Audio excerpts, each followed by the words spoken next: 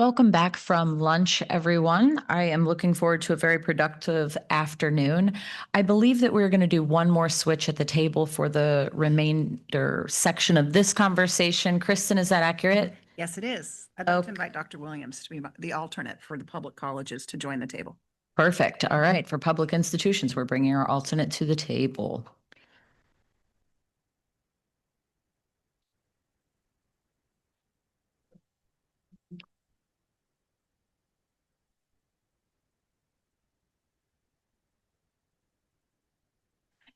As a quick reminder, I know that we left our name tents up. We teed up the rest of this conversation, which we have probably in the agenda only about 30 minutes for. So I want to remind everybody that we're looking for comments on three things. First, reference group. I want to circle back to that and complete the name tents and remarks for that if there are more. Then self-employed, and then I think it was the IRS income piece. Jeff, did you want to say more on that? Can I would like to add part-time employment to that as well. Okay. All right. I'm going to ask that everybody adding remarks, make sure they're new ideas and new thoughts so that we're not repeating ourselves and we're using the next 30 to 40 minutes as productively as possible. Did you have a question on that, Dennis? So are we completing, like, because the last conversation was reference group and then we were going to move on to self-employed. Is that what we're going to? Okay, got it. Thank you. Yep. Okay, so noting the cards that are up, I do want to make sure that the cards that are up are going to our first topic, finishing up reference group. If that's the case, leave your card up. Matthew, you are next in my queue. Well, to forgive me, I got to remind myself what we were talking about. So this is the cohort group for. I think so. My comment was initially when I saw this language for the proposed language, I actually drafted a potential proposal for student veterans. But when I noticed that the department had focused on working adult, I actually pulled back that proposal because I don't think this will actually have a negative effect on the students, veterans community and student and military members. And what my concern is, if I went forward that proposal and I crafted a carve out, again another carve out for my specific constituency, then we run into the issue of the exception swallowing up the rule, and then we have departed from congressional intent. So that was my point on the cohort, that as it stands in the draft language, the student veteran constituency doesn't have an issue with the cohorts. And then I would just add more generally that we definitely don't want to be in the position of relitigating what Congress has already spoken to. Thank you, Matthew. Next up, Dennis, please. Yeah, as we put in the paper, I mean, I think that it would be useful for the department to consider a different threshold, given the similarities that the folks that are going to certificate programs have with the folks in the workforce Pell population. I do think some function of the poverty grade makes a lot of sense. Or alternatively, I'd echo the comments that Aaron had said, that if we had a metric that looked at ages 18 to 24 or 20 to 24 or whatever it would be, I think that would be at least a logically consistent rate. I don't know what that number is, so I'll reserve judgment once I see it. But I think that there is enough flexibility in the law that Congress created to have different standards, because it does. They've got different standards. And then given the flexibility that the department has with the gainful employment rule as it is, you could be able to do that and I think get a much truer result and a much more apples to apples comparison for the types of people that are going to be looking at most certificate populations. Thank you, Dennis. Gary, please. So we're staying now with the benchmarks, right? So I'd like to. I don't think there's anywhere to go with this, but I think it's important for context. We looked at the census data that has been provided, and we ran a spreadsheet of 50 states, inputting each state's minimum wage, which ranges from, I think, $7.25 to, I forgot how much, 16, so whatever it is, more than double that. But you will not find anywhere that the states that have double the minimum wage have double the high school earnings. So if you would take 1,600 hours a year of working and multiply it by the minimum wage, you would expect those states that have much higher minimum wages to have much higher high school earnings, and they do not.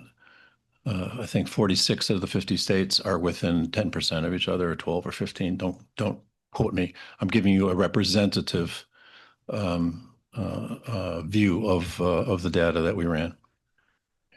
And there might be some exceptions, and I'm not here to quibble about it. I'm here to say that the data that we're using, and I know that the bill says we are to use it, is profoundly flawed in some way or other that I don't think anyone around this table or in this room can really divine what is the flaw. Having said that, I would ask for suggestions about what to do about it so that we don't stumble into the deep flaws and keep using them over and over again. One suggestion is, and sorry if I'm taking too long, I apologize. Another point of interest is that the high school data, the way the law reads, is that people who earn zero are knocked out. So when you're figuring out the median, anyone who reports zero doesn't count. And on the other hand, on the income side, on the earning side, it does count. And so that skews the median in a way that makes it harder for the earners test to be met. My understanding. One suggestion is just knock out everybody who reports less than $10,000 or some number like that, 12, 15, 10, I don't know exactly. You will figure out what the right number is. But anyone who's a high school earner and or any earner who says I'm working and I made $4,800 last year, you're not I don't know what the definition of a working adult is, but to the person in the street, that's not a working adult. That's a person who's either unemployed or just working part-time on purpose or whatever the situation is. And just as a final thought, if someone gets a degree in social work and they're making $30,000 a year, working very, very part-time, 8 or 10 hours a week, I would say that's a successful degree. It's a successful outcome because look how much they can make in only 8 or 10 hours a week. But that person is making less than the $34,000, high school earner, and that program is going to get slapped. So I don't know what to do about all of these things, but I just want to give some context and food for thought. Thank you, Gary. Cody, did you want to respond? Yes, hello. I just a point of clarification on just a few of the points that were raised, just to make sure we're on the same page. As far as this, you're alleging that there's an inconsistent comparison versus some of the zeros are included versus not. I just want to clarify that, remember, we have two earnings benchmarks here. So we have the program earnings and we have the benchmark earnings. On the program earnings side of the ledger, remember, you have to be working, and the way we're thinking about that is having a positive non-zero income. So the folks that are not working or report zeros are kicked out. So that's not weighing against any of the programs. But then on the other side of the ledger for the benchmark earnings, remember, we're also defining that as having a positive non-zero earnings from employment. So we're actually comparing a consistent apples to apples, the way we're thinking about it, such that zeros are not included on one side, but not the other. We're trying to make that as consistent as possible. And then just the final point of clarification I would raise on, I would just caution against sort of blanket, assertions that the census data are flawed. I think the example that was raised was regarding that in states with the federal poverty line with higher minimum thresholds, you would expect more higher minimum wages, you would expect more incomes. I think there could be a lot of different reasons why you wouldn't necessarily find that doubling. Essentially, it could be differences in labor markets, differences in the share of people are working. It could be that some states have a lot more high income folks. So I think that I don't think the data we provided allows us to necessarily determine. I think the conclusion that was raised. And then just the final point I would raise is, since we are bound, the department is bound to use data from the U.S. Census Bureau, we're really limited to, I think, just the American Community Survey. But if anybody else does have alternative data set ideas, we would be more than willing to entertain those. Definitely. Follow up, Gary. Thank you, Cody. Thank you very much. Thank you. We did not see, and if I missed it, I apologize, but we did not see in the earnings test, we saw in the benchmark that the zeros are knocked out. We did not see in the earnings test that the zeros are knocked out. Am I correct or am I incorrect? So because the statute indicates that an individual must be working in order to be included in the median earnings, that constitutes a non-zero income. So though all of those individuals are kicked out, so the zeros do not drag the earnings down calculated for the program. Thank you. And the main point, about the data, I well understand that we are stuck with or blessed with the census, the ACS information, because that's what the law says. But to the extent it's inherently flawed or can't be explained, maybe it's not flawed, maybe it's perfect information and there are explanations, but there's no one you cannot explain the metrics that I have seen and that I'm happy to share with anybody. But with that information, perhaps putting in some kind of as I said, some sort of a floor, just knock out everyone under 10,000 on both sides of the equation, and you will see, that the numbers for the programs, the social works and the religious and the others, I forgot who all they are, that showed up on that chart, you will see that it's not as bad anymore because it just makes sense again. Thank you, Gary. Preston, please.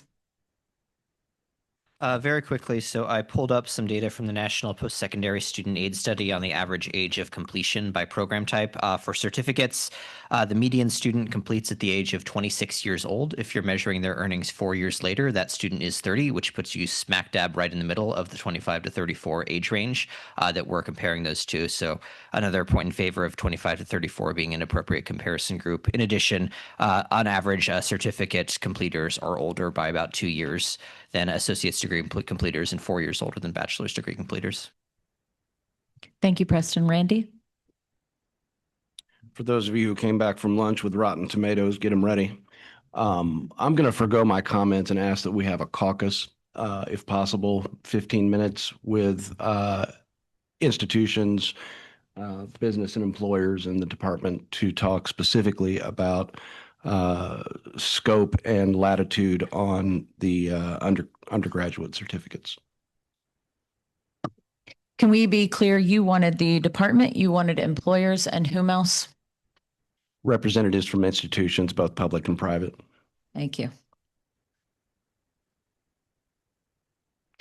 Are we going to host this in the first floor conference room? And department, is this a good time for you? Oh, we would ask Randy, would you be okay if we held off on this until we finish the any other discussion on this? On the other topics as well? Sure. Okay. Sure. Because we'd be happy to do that, but we just want to make sure that we get through that. In that event, can I throw out one comment then that Please do. shared? In thinking about, again, the undergraduate certificates, and a few people have brought up the intent of Congress and the resultant effects of this due to what we are currently considering as the definition and criteria of the group. It would seem to me that congressional intent is not to produce fewer teachers, fewer allied health professionals, fewer religious professionals, fewer childcare programs, but rather everything I have heard is that we need more of that. I would argue that we need more English majors and rhetoricians as well. But, if I have somebody to take care of me when I'm old and frail, I'll concede the English majors. So I think, and the reason I want to have this caucus is to find out, to Aaron's earlier point, what are the nuances that we can entertain to actually get a metric or a comparison group that is indicative of what the needs of the workforce are. Thank you. Thank you, Randy. Dennis, please. And then I'm going to suggest we move to our next topic. Sure. Just real quickly in response to Preston's, I think the point is not the age that the person is, it's the number of years they've been working. And I think that's what we're trying to do by looking at a lower age metric, that we're having a much more apples to apples comparison than, sure, someone could graduate from a cosmetology program when they're 40, right? But they've only worked 4 years, comparing them to a group that has worked as, you know, between, what is it, between 7 and 16 years, just doesn't seem particularly fair. Thank you, Dennis. Preston?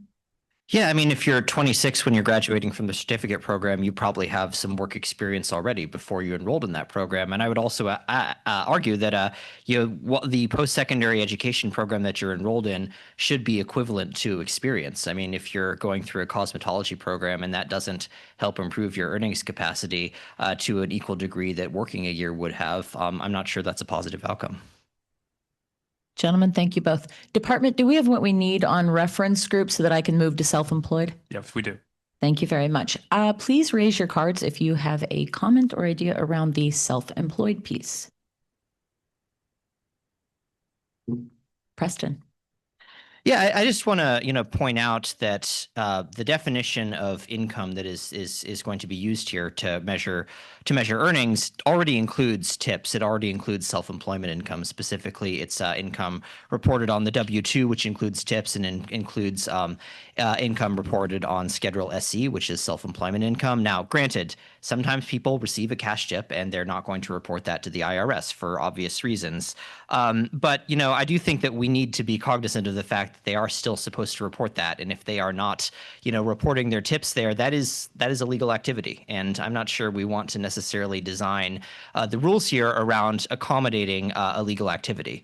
I would also point out that there's a paper from Stephanie Cellini, which was published a few years ago, which says that our best estimate based on IRS underreporting of income is that about 8% of earnings go underreported by hairdressers or cosmetologists. I mean, that's not nothing. That's not a huge amount either.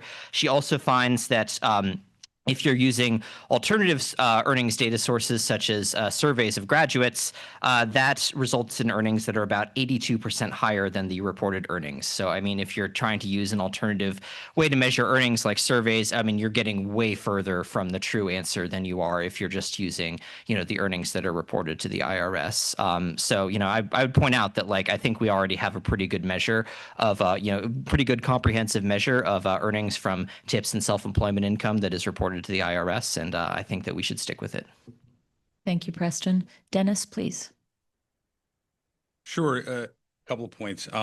First, on the surveys, I would note it as the American Community Survey, right? So some of the issues with reporting of income, if people are inflating it because they want to tell a surveyor that they're doing better than perhaps they are, those are still going to be inherent in that as well. We've kind of gotten over that. And so I do think that surveys can be a very useful measure for figuring out income on both the benchmark, but also for the institution. I mean, the department has recognized repeatedly the problem of unreported income, and both tip income, which I think it's a real focus on as a focus of the Cellini paper, but also on unreported service income. Again, when you go to the barber, you pay the barber in cash, and that's service income that may or may not be reported. A lot of that is not done, and it's very different from other places where if you go to a restaurant, you put a tip on your credit card. It doesn't happen nearly as much.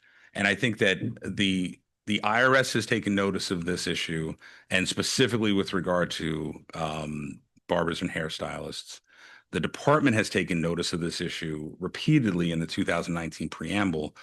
The department needs to have some way of dealing with the issue of unreported income in a way that does not unfairly harm the programs that are providing valuable skills for these folks so they go make that income.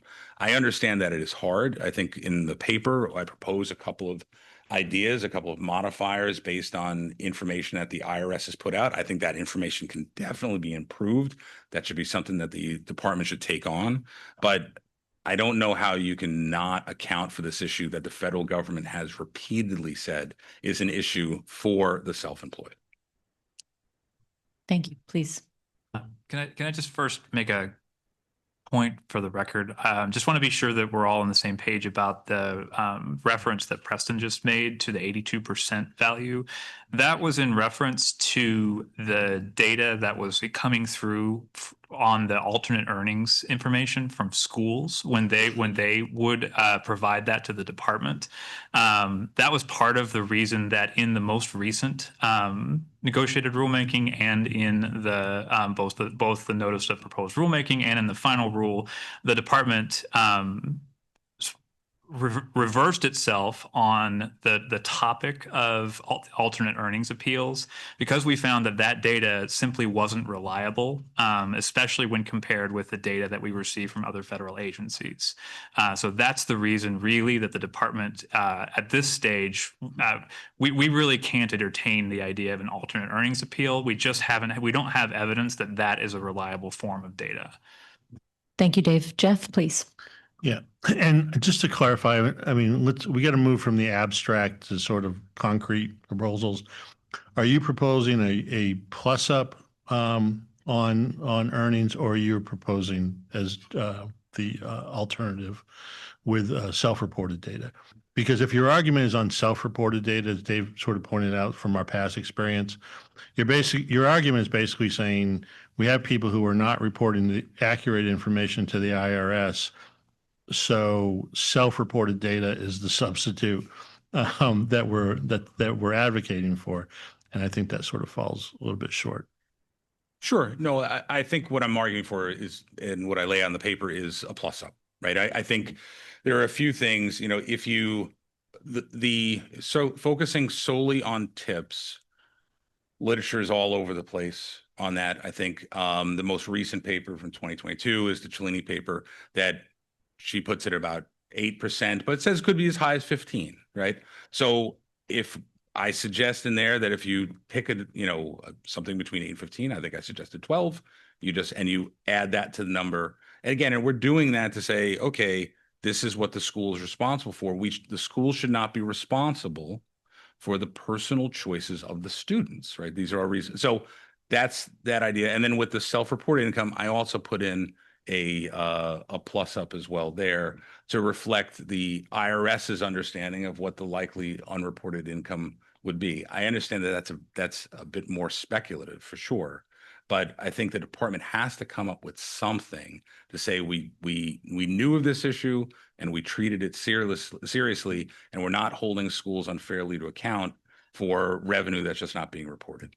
So the Cellini paper said 8%, but then also concluded that even plussing up with that 8%, it wouldn't have a result in terms of an impact in terms of reducing the number of programs that failed, that did not meet the GE standard. So in the event, are you advocating that we plus it up even if it doesn't significantly change the number of programs that don't fail, that don't meet the standard? Yeah. I think so. It will affect some for sure, and I think that's important. I would suggest, though, we're talking about tips there. The issue of unreported incomes, the IRS in some studies had said that 56% of income was unreported. Right, that's a huge number, and it comes from the IRS. I'm not suggesting we pick that number, but I think we do need to account for both of those issues and plus them up. And yeah, if the programs still fail, the programs still fail. I mean, this is an accountability metric, and I fully support the idea that someone's got to fail here. I mean, but a school should not fail unfairly, and I think that's the issue. Thank you, Jeff. Thank you, Dennis. Matthew, thank you for your patience. Yeah, no worries at all. I don't want to step on Jake's toes here, speaking to the Ninth Circuit recent decision. So I'll let you talk to that, Jake, if it becomes relevant. But I'm a little bit concerned that we're essentially doing the IRS's homework here from an ed standpoint. 1, 2, we're not the IRS. We're not the VA as well. I've had to concede that point with respect to data. So I don't want to give, I'm not sure if it was Cody or if it was Jason, whoever said it, I apologize, whoever didn't, but stated that we have to keep a buffer zone with respect to some of these definitions because we're relying on third-party agency data. And that's a really good point. So again, I apologize if it was Cody or Jason who said it. But we do need to be cognizant of the fact that the ed goes too far in regulating what is essentially IRS definitions or another agency's definitions. We run into problems. Thank you, Matthew. Jake? Yeah, we don't deem to speak for the IRS, but I would like you to elaborate a little bit more on how you feel that this is us doing their homework, so to speak, because I think we would like to flesh that out a little bit.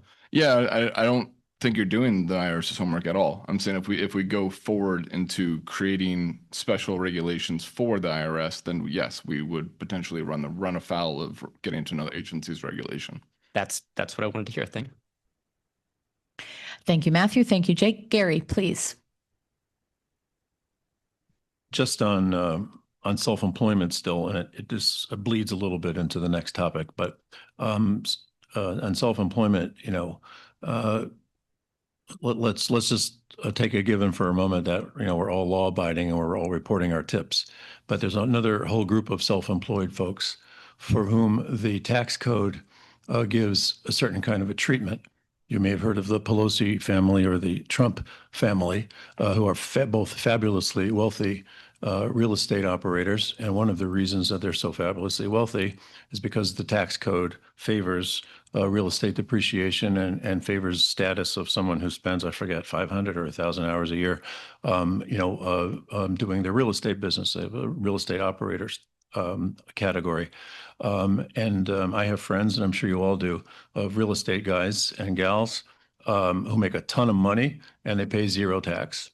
And so it really gets, again, to the question of which line in the tax return are we talking about, above the line, in the middle of the line, below the line. And that's really, I think, there's a lot of devil in that detail. And obviously, we'd like to capture the real income of a person, not their tax bill, as much as possible. And I'll have more to say about this when we get to the W-2 kind of folks.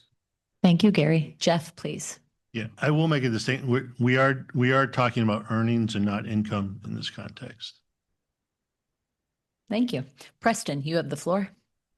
Thank you very much. I forgot. Actually, I'll come back to me. I need to look something up. No problem. That means tomorrow I'm over to you.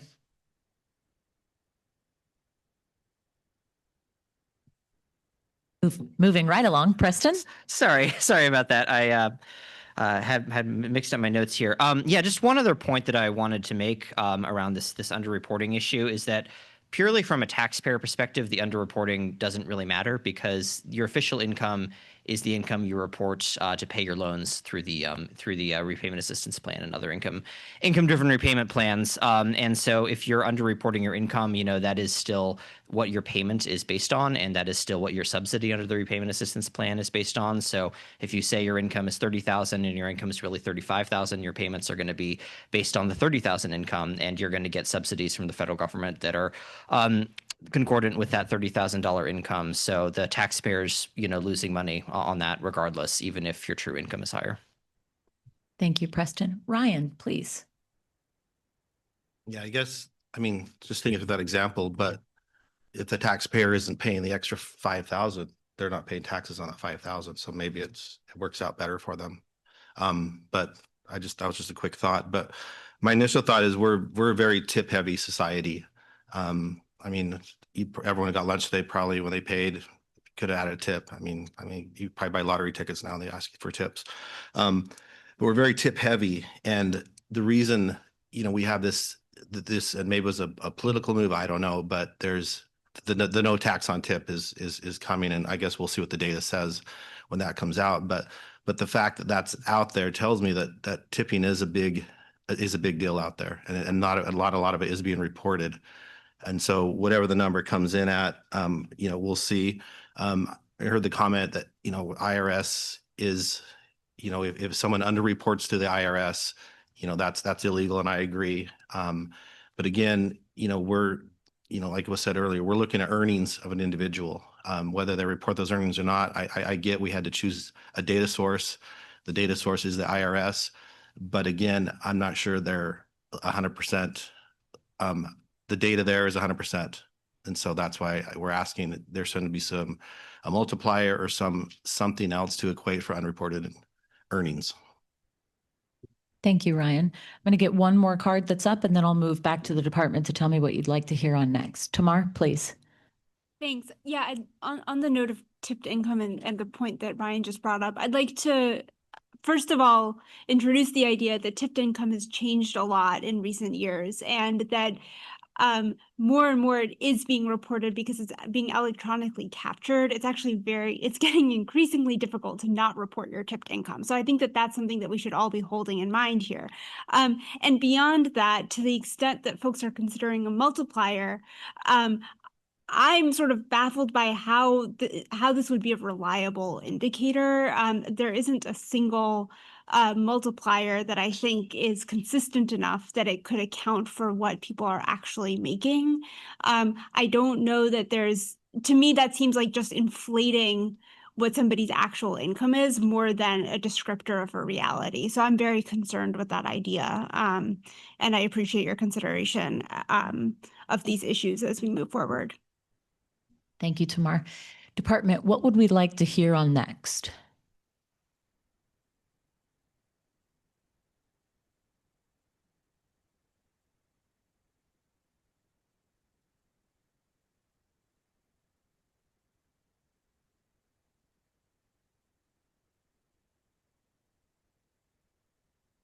I think we like discussion on this would be on W-2 filers and whether or not there are anomalies among professions that have W-2 filers.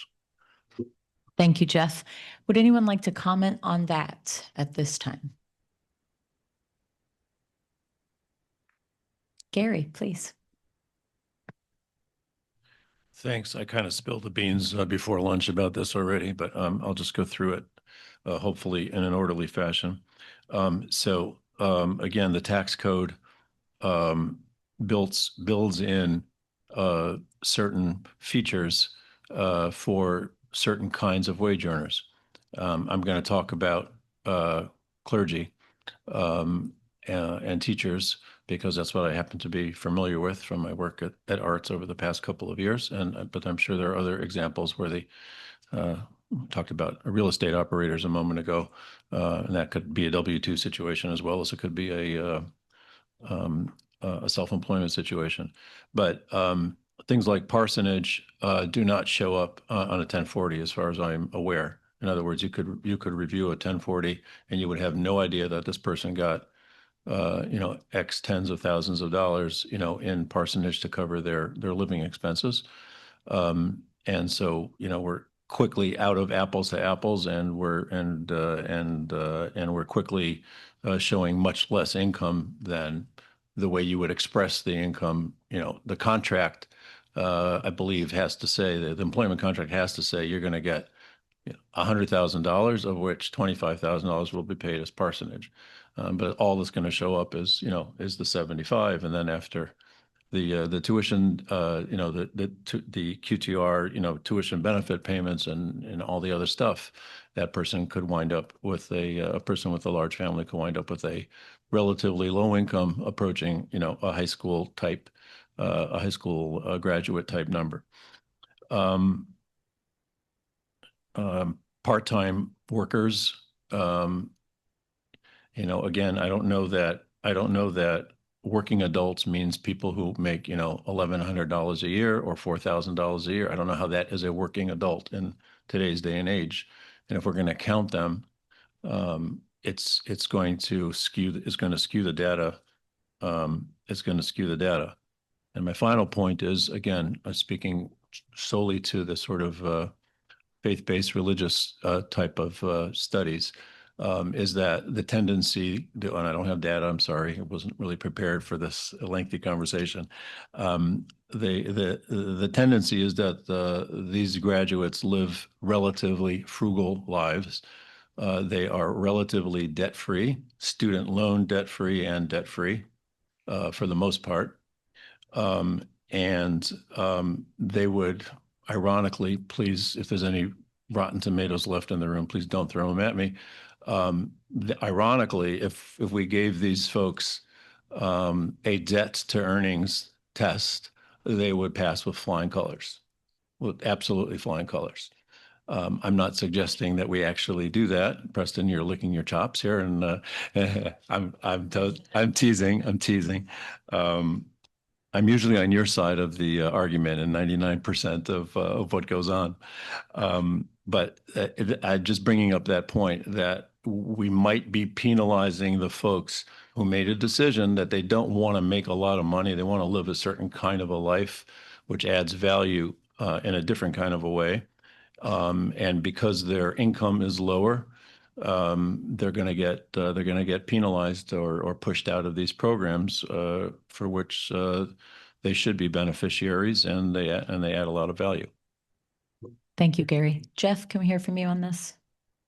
Just so I understand it for the record, Gary. So the issue here is that the parsonage benefits, because they're untaxed and excluded from income, are significant, and it results in an underreported income. Okay, thank you. Among other examples, yes. Thank you, Gary. Thank you, Jeff. Tamar, please. Thanks. I appreciate the perspective. There were a few remarks that caught my attention that I would just like some clarity on. One is the idea that there are adults making $12,000 a year who should not be considered as working adults.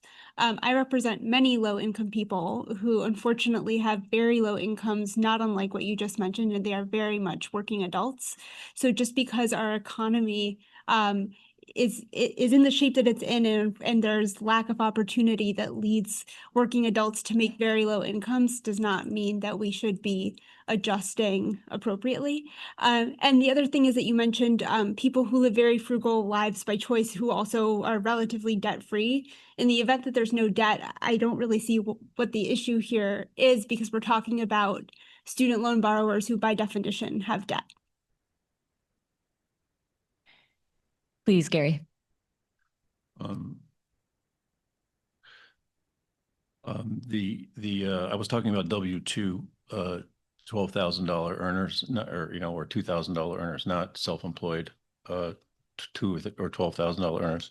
And just going back to the discussion about minimum wage and how many hours that person might be working, so that person is basically unemployed more than they're employed, and it goes back to the definition of a working adult. It wasn't a stab at self-employed. It was an observation about W-2 workers who just don't have the hours that is enough.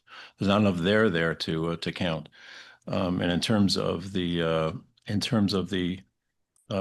having a low debt, I will parry with you. Does that mean that you're withdrawing the proposal to broaden the entirety of this discussion to include Pell Grants? Because if we're limiting it only to student loans, so then that might be workable. Tamar, would you like to respond before I move on? Sure. Again, if there's no debt, then debt to earnings is also not an issue. I think that's my response to that. Thank you, Gary. Thank you, Tamar. No other cards are up. Department, if you would like to tee up the final, I think, topic that we wanted to hear on, or are we ready to move on? Yeah, we'd like to introduce the topic of part-time employment. We've heard some concerns expressed about that. Okay. Randy, I have not forgotten about your caucus, but this was the final topic to discuss. So let's get through cards and then we'll return to that. Dennis, would you get us started, please? Thank you. I appreciate you addressing this. Yeah, I think it goes back to the definition of, okay, what is a working adult? And if we're comparing the working adults that have graduated from a school to working adults in, age 25, 34 with high school degree, if there's a mismatch there, then you're not giving a student an apples to apples comparison of what is actually performing and what is, the kind of the value of that degree. I think this is probably the one that's most easily addressed because the ACS does have data on professions, and you can look at it by age and so forth to figure out how many hours, the mean and median number of hours that a person in the profession works, and if there is a disparity between the population as a whole, then there should be a modifier for that. I mean, I think it's a huge issue, and getting at what Gary was alluding to, if you have someone that is just by choice is not working a lot, or as the department recognized previously that if the student, if the graduate, can only work 20, 30 hours a week, can't put in a full week because they're taking care of children, that it would be wrong to hold a school accountable for that personal choice and very valid choice. Thank you, Dennis. Jeff? But there's an important distinction here. The ACS is looking at asking people how much do they earn. In that reference group, it doesn't say full-time, part-time. It does ask for the number of hours. The statute doesn't assume full-time as well, is how much did you earn? And so what are you basing the assumption that this is meant to be for full-time? Well, I think or full-time equivalent, excuse me. Sure, it's twofold. One, Congress is asking for working, right? And they're setting up, so I think it comes to the definition of what does the department think it means to be working. Also, Congress, is trying to set up and taking great pains to set up apples to apples comparisons. So this way students and the government, but students have quality data, they can make decisions, and the department, removes from loan eligibility programs that are not meeting the measure. It wouldn't, Aaron's brought up Miss Betty's beauty school and comparing that to the Stanford economics degree, that just feels wrong. It just doesn't make a heck of a lot of sense. You want to compare like to like. And I think here is a really clear example where the department can avoid the mismatch. And if a profession is going to have typical hours that are less than the comparator, and the comparator is typically 40 hours, at least from my research, then the department can very easily put a modifier onto that. But I think it's all inherent in the word working. Like, what are we trying to do, try to look at, and the purpose of the statute, which is to give apples to apples comparisons for students and for measuring performance of programs. Thank you, Dennis. Jeff? But that didn't answer my question. My question was, what do you see in the statute where you reach the assumption that this means full-time employment? So I'm not suggesting that. I mean, I suppose there could be a threshold that you'd say, no, below this, we don't count you. That's not what I'm suggesting. So it doesn't have to be full-time. But what you want to do is you want to have an equivalent. If the benchmark is 38 hours, let's say that's the mean hours worked. What? I'm sorry. But it's not based on hours. It's what was your income that year? What was what were your earnings? And in the case of the benchmark, same question. What were your earnings? I mean, we're looking at it, calendar year to calendar year. It's assuming what was, not necessarily how many hours were involved in that, or an equivalency in that in terms of hours. Just how much did you earn? Thank you, Jeff. Dennis, please. So I think it's in, again, the word working, that's a definable term. We can figure that out. I think it's in the way the statute is structured in trying to achieve apples to apples comparisons when we're looking at, let's compare this wage to when we get to graduate earnings, other people that are in the same field, right? I think that's an important way of looking at this. And I think that it just doesn't make a heck of a lot of sense for the department to compare groups that only work 20 hours to groups that work 40 hours. Like that seems like it's misleading a student as to what's going on. I'm sorry, go ahead, Chuck. But where do you assume that it's groups that are working 40, like that the comparison groups that are working 40 hours? That's not, because that's not what the question in the ACA asks. No, but so they don't need to work 40 hours. We just need to make sure that the numbers are equivalent, right? So if the comparison group works 38 hours and you're comparing it to a program at a school where they all work 30 hours, okay, well, you can normalize that wage to make sure that, okay, if everyone is working 38 hours, this is what they are. Thank you, Dennis. Cody, did you want to speak on this? Yeah, I just wanted to talk a little bit about the ACS and the data and to try to understand the adjustment that you're suggesting. So my understanding of what the ACS includes is that the field of study information collected in the ACS is solely for bachelor's degree recipients. We don't see field of study for the associate degree level. We don't see it at the master's degree level. We just see folks, if they have a college degree, if it's a bachelor's degree, what is the 2-digit SIP of their degree? That's the most detailed level field of study information we have in the American Community Survey. So I have 2 questions here. If you're suggesting that we look at the field of study, which is just for bachelor's degree at the 2-digit SIP, you would be suggesting that we do a plus up based on that, based on the share of folks with bachelor's degrees who are part-time versus full-time working. Or what I think you might be suggesting is look at what occupation they're in. And if folks in a certain occupation, let's call it cosmetologists, work an average of 30 hours a week, you'd be saying, well, plus up everybody who has a who's a cosmetologist, the difference.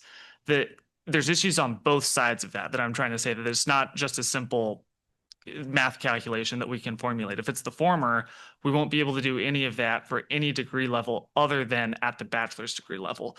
If it's the latter, this opens up a Pandora's box of complications for how you sort degrees into occupations. For cosmetologists, it might be a 1-to-1. You get a cosmetologist certificate, you become a cosmetologist. If you're an English major and you graduate, you could go into a million different occupations, and it's just not clear to me how you would know what to plus up an English major based on their occupations they're in at all these different credential levels. So for very technical data reasons, I don't think a plus up is feasible. And then one other thing I would weigh on this comment applies to the part-time thing. This comment applies to the tipped income thing. The benchmark measures we're calculating for both program earnings and benchmark earnings is a median. It's not an average. Because as a median, let me use the tipped income example. If one person from, let's say a program has 20 completers and one person out of the 20 has a ton of unreported tipped income, that doesn't change the median at all. If 2 of them have a ton of unreported tipped income, doesn't change the median at all. You'd have to have more than half of the folks to shift the median just a little bit between the 10th and 11th person if there's 20 people in the program. So that is a reason that like a universal plus up is actually, I think, would be over adjusting this issue. And the same thing works for part-time workers on both sides of the ledger. If one of your people out of 20 is part-time working, that's not going to affect your median value. The same sort of concept is baked in there. So I think the fact that we're using medians rather than averages presents both programs and the benchmark with a much more reliable number for these types of anomalies. And then the last point I would raise is that sometimes you're right that there's a mismatch that can occur, and you're talking about Congress, and I think everybody wants an apples to apples comparison. But sometimes the mismatch that occurs actually benefits the program. I feel like the way it's being framed, it seems like it's always to the contrary of the program. So if we're comparing older people to younger people, sometimes a program has a bunch of full-time students, and then the counterfactual group includes 18% part-time students, right? So there's a lot of cases where the mismatch that's occurring, if we want to call it that, is to the benefit of the programs.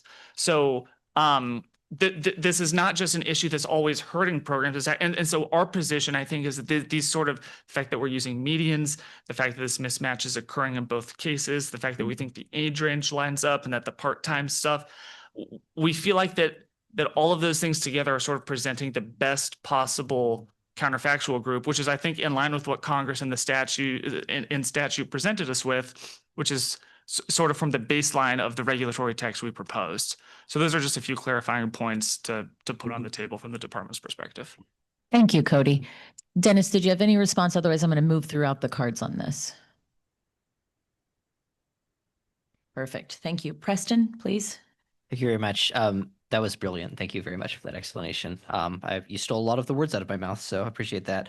I just want to point out that, a critical part of the promise of higher education and economic mobility is the idea that, you can take that education and that will lead you to get a better job, a more sustaining job. And that includes being able to move from part-time to full-time work.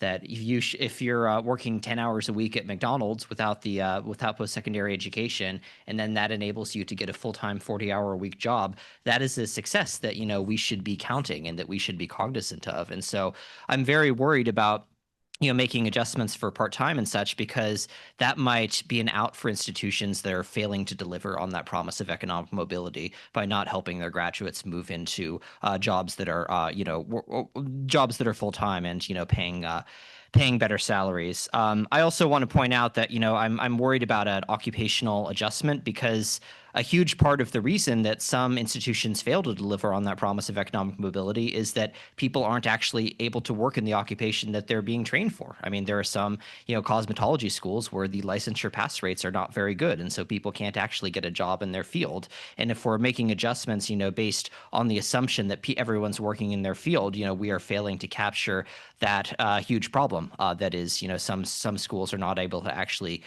get people the jobs that they were trained for. So I don't think. I also just want to point out that any kind of part-time, full-time adjustment would probably work against institutions in the aggregate, because people with higher levels of education are disproportionately more likely to work full-time. People with only a high school education, which is the comparison group, there are somewhat less likely to work full-time. So I would argue against any kind of adjustment based on the part-time, full-time thing.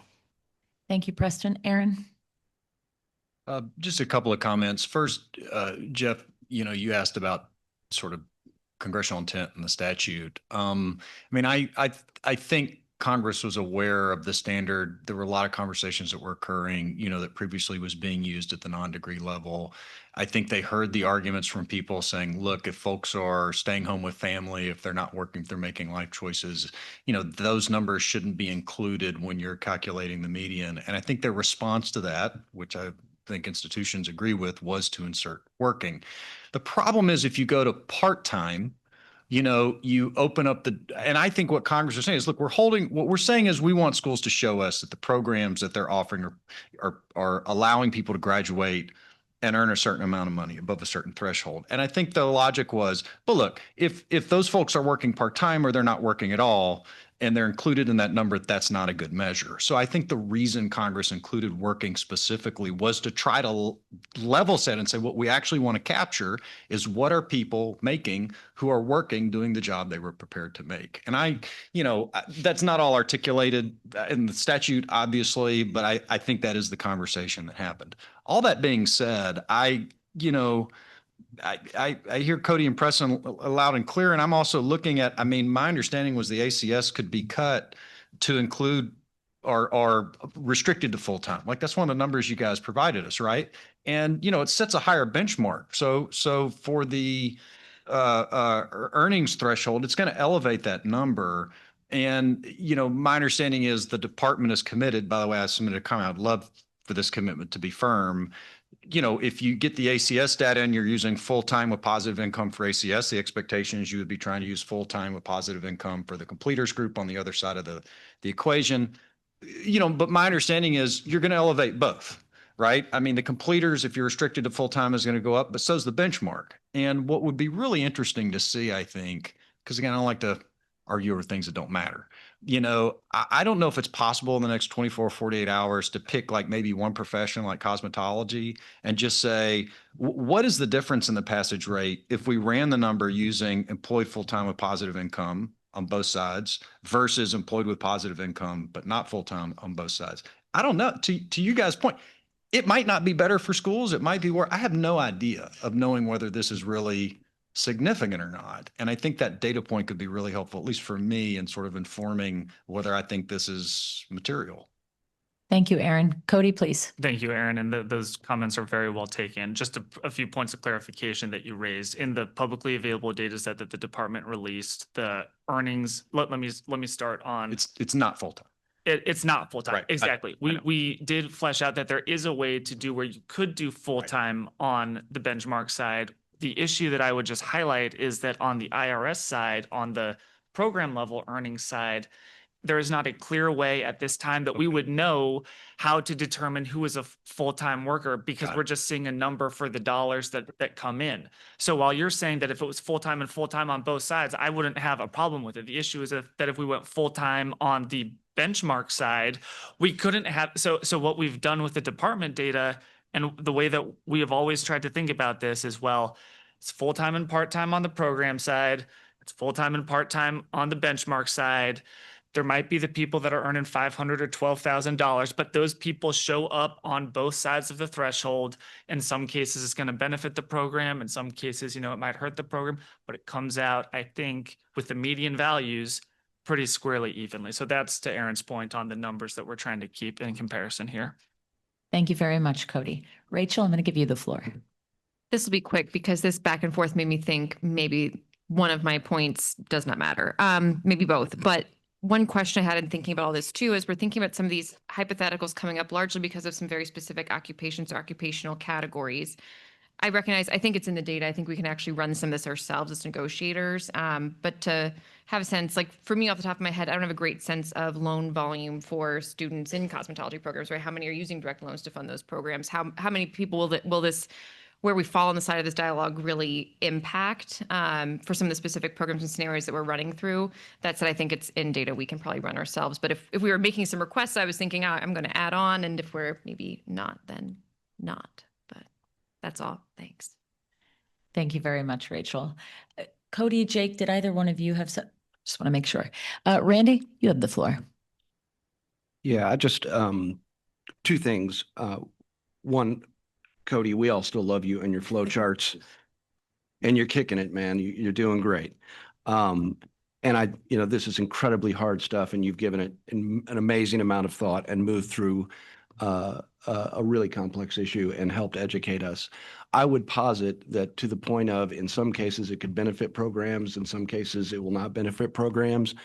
There's one clear area where it does not benefit programs, and that's and I think that is an area which, again, obviously I want to focus on that. But the second thing I would say that underlies not just the undergraduate certificates, but I think this entire conversation is, and I would caution against this idea that higher education institutions, particularly community colleges, but even 4 years, the conversation seems like we are increasingly responsible for not just training somebody to get a job, but to get them a job, to have them keep a job. Are we going to be responsible for, workers' comp claims? And if they get fired from a job down the line, our responsibility should clearly stop at some point. And I would like, whatever the results of this are, to make clear that our responsibility ends at X point. I'm willing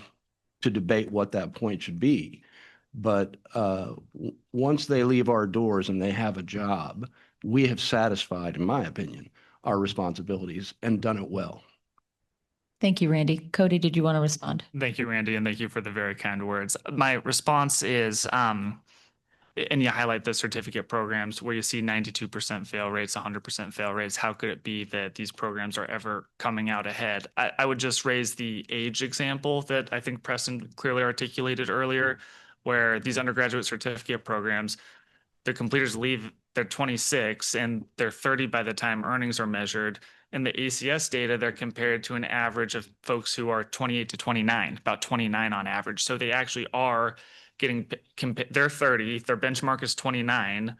If experience and everything matters, on average, they're getting compared to folks who are younger than them on average. So that is, even though those fail rates are still so high, it's not true that things aren't ever working in their favor. On average, they're actually getting a more favorable age comparison because they're being compared to younger folks on average, and the fail rates are still higher. And these are based on the numbers that Preston mentioned earlier from the National Post-Secondary Student Aid Survey.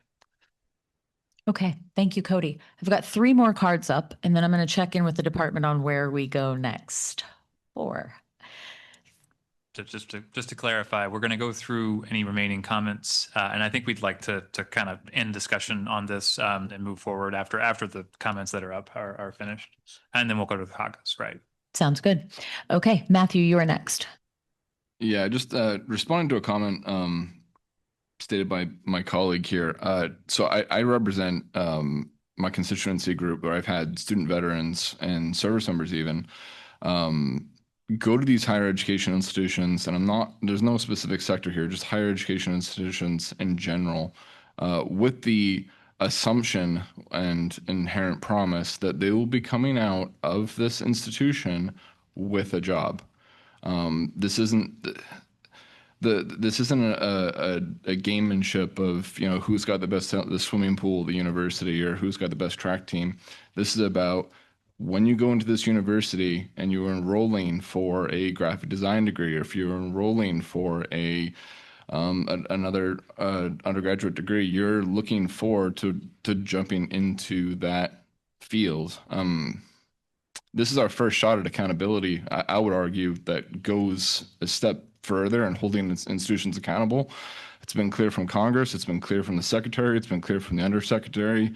Speaking on behalf of student veterans, I'm happy to see this. And yeah, we do need to draw the line, and it needs to be well beyond just the door of getting into the university, because I have a lot of constituents who have a lot of debt and no jobs from universities that made a lot of promises to them. And this first kind of accountability measure came out from mandatory disclosures. The mandatory disclosures came out specifically because universities were telling people that they were employing individuals and they had them working in the mailroom downstairs. So yeah, I just, as a general comment, yes, we're at the point now from accountability perspective, whether, you know, some people like it or not, that we are holding institutions accountable now. Thank you, Matthew. Tanja, please, you have the floor.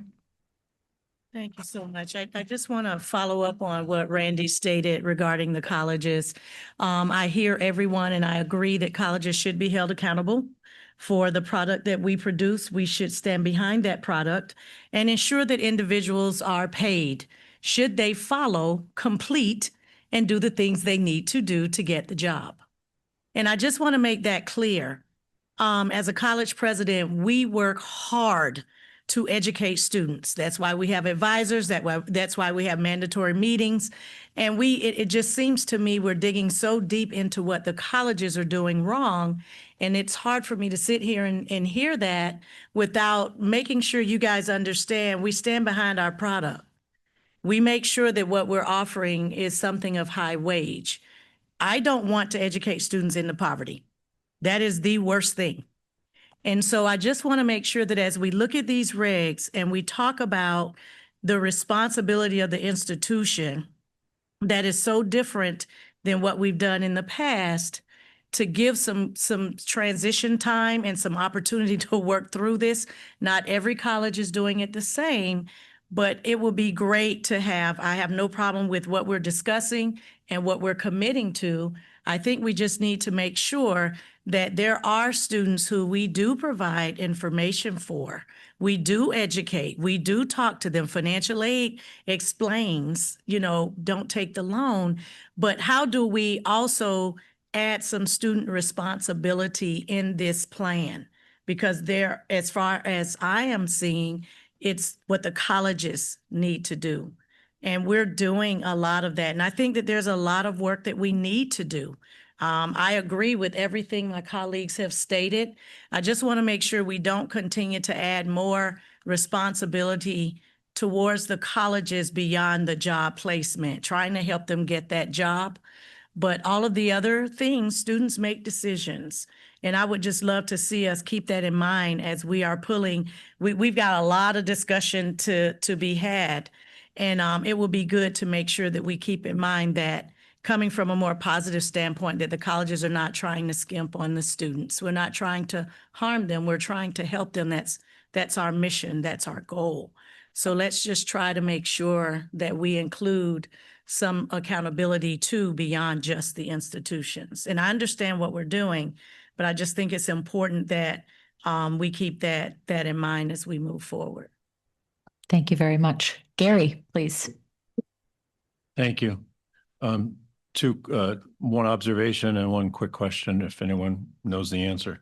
Observation is that besides the potential loss of the student loan program, these professions, mental health professions, music, fine arts, religious, and there's a long list. Mental health, social work. There's a reputational impact. You're saying to the social work students of the world, you're picking a lousy profession. When if in fact the data is skewed in some fashion that could be fixed, and it would not show up in the same way on these charts.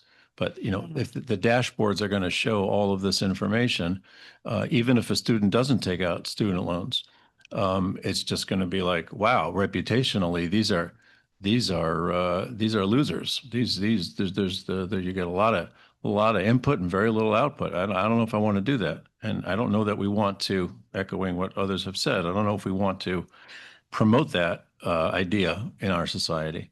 And we have to really think about that very carefully. Obviously, the premise is that there's some other way to present the data which is fair and which would not show up, as negatives for, social workers and fine arts, music, and religious, and all the other stuff. That's an observation and a plea. My question is a very technical question.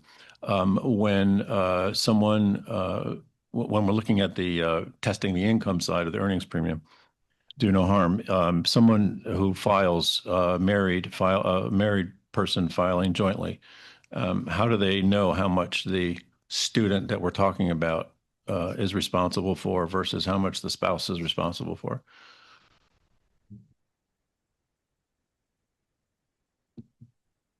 Yeah, we'll take that back and see if we can get you an answer on that part. Thank you very much. Aaron, you are next. This is the last time I'm going to say this at the table because I don't want to keep hitting the same issue, but I do not understand the focus on the age of the graduates, whether that be on the completer group side or the working adult side. In my mind, that is irrelevant. It is 100% about the time that they have been in the workforce, right? I mean, if you take someone who graduates from high school when they're 18 and they start work as an auto mechanic, right, with no post-secondary education, by the time they're 34, they've had 16 years to work in the workforce. All right, now let's take someone who's 29 and came out of high school with no post-secondary education. They decide to go to cosmetology school, right? And at 30, they finish cosmetology school, and we measure their earnings 4 years later. I mean, both people are 34, but one person has been in the workforce for 16 years building up their base. The other person has only been doing what the school trained them to do for 4. If age of the students is important to other people, that's fine. But I'll just say from a school perspective, what is problematic for us is to have someone who has been in the workforce for 16 years increasing their earnings measured against someone that we trained to do a job who's only been in the workforce for 4 years. That's the apples to apples comparison that I think is important to us. And my point about using 20 to 24 is you're ensuring that you're creating more parity with regard to the time people have been in the workforce, right? Thank you, Aaron. A number of cards went up in response to that. Cody, I want to give you the floor first, and then I am going to move to get through these last few cards and get us into caucus soon in the interest of time. Thank you very much, Aaron. The only comment I would raise is that in the example you forward, the assumption again is that the 18-year-old worked continuously for 16 years, and by the time they're 34, necessarily has 16 years of experience. a lot of the times folks who have only a high school degree, they go through long periods of unemployment, they might be out. There's lots of things that interrupt their workflow. So while it's true that in some cases it will be a person with 16 years of experiences in the counterfactual, it could be that there's a couple people with only 1 or 2 years of work experience in the counterfactual by the time they're 25, 34. I understand your focus on experience, not age. I just am trying to highlight that it cuts both ways, and that is the experience issue in the benchmark side is equally addressed by the fact that a lot of times folks fall out of the labor market on that side as well. That would be our response. Thank you, Cody. Jeff?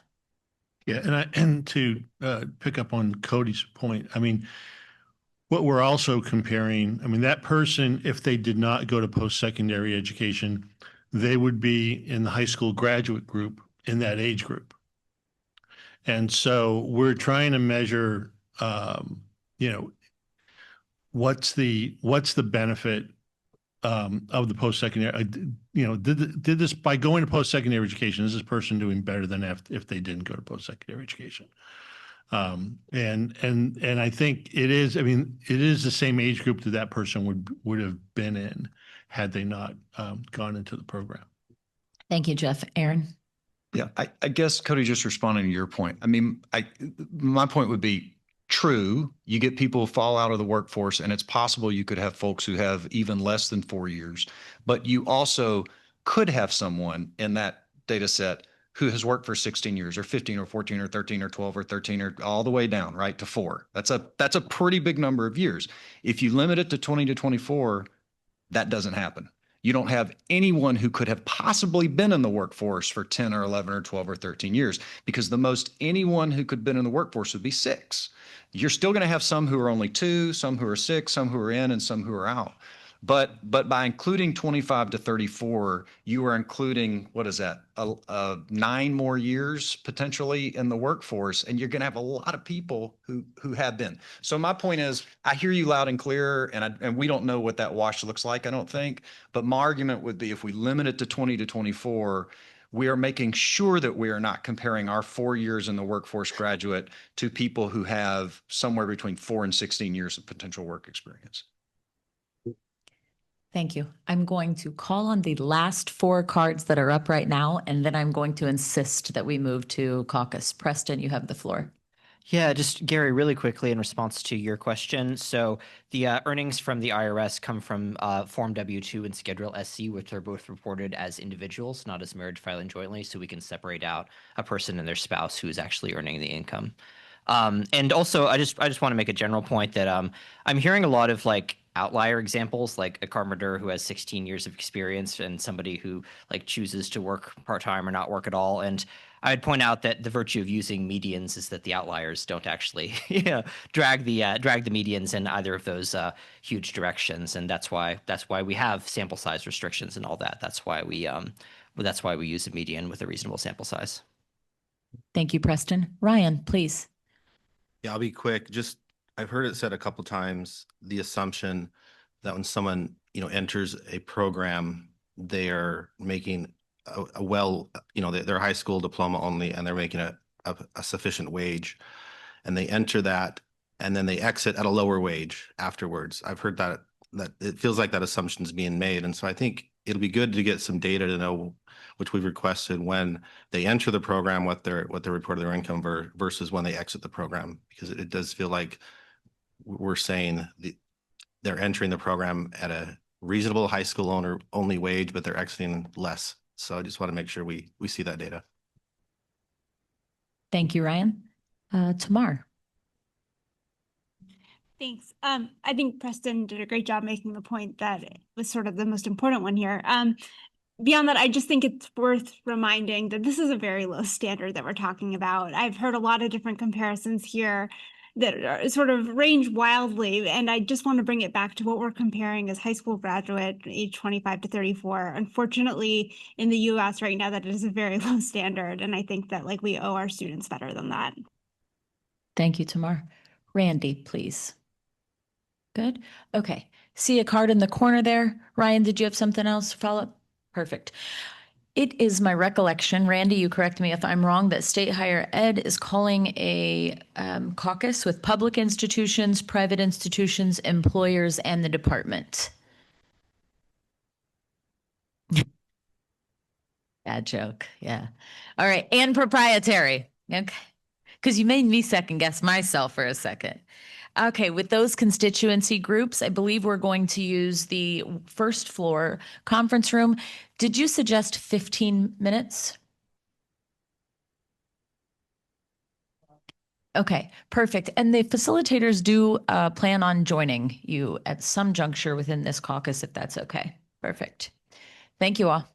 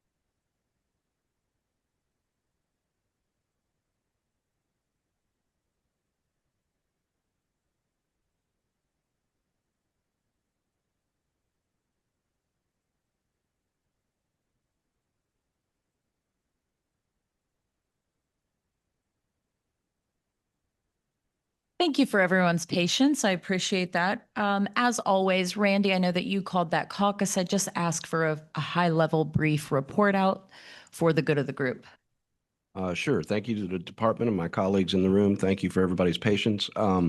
We had a good conversation about the nature of differences between degree programs and non-degree programs and potential impacts and approaches to accountability across all of them. Thank you. Thank you very much. And just to make sure I formally recognize everyone, Michael is back as primary for accrediting agencies at the table, and we have Kristen back for public institutions.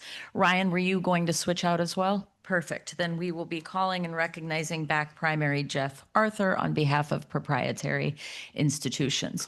With that, Dave, I'm happy to turn it over to you to see where you'd like to take us next.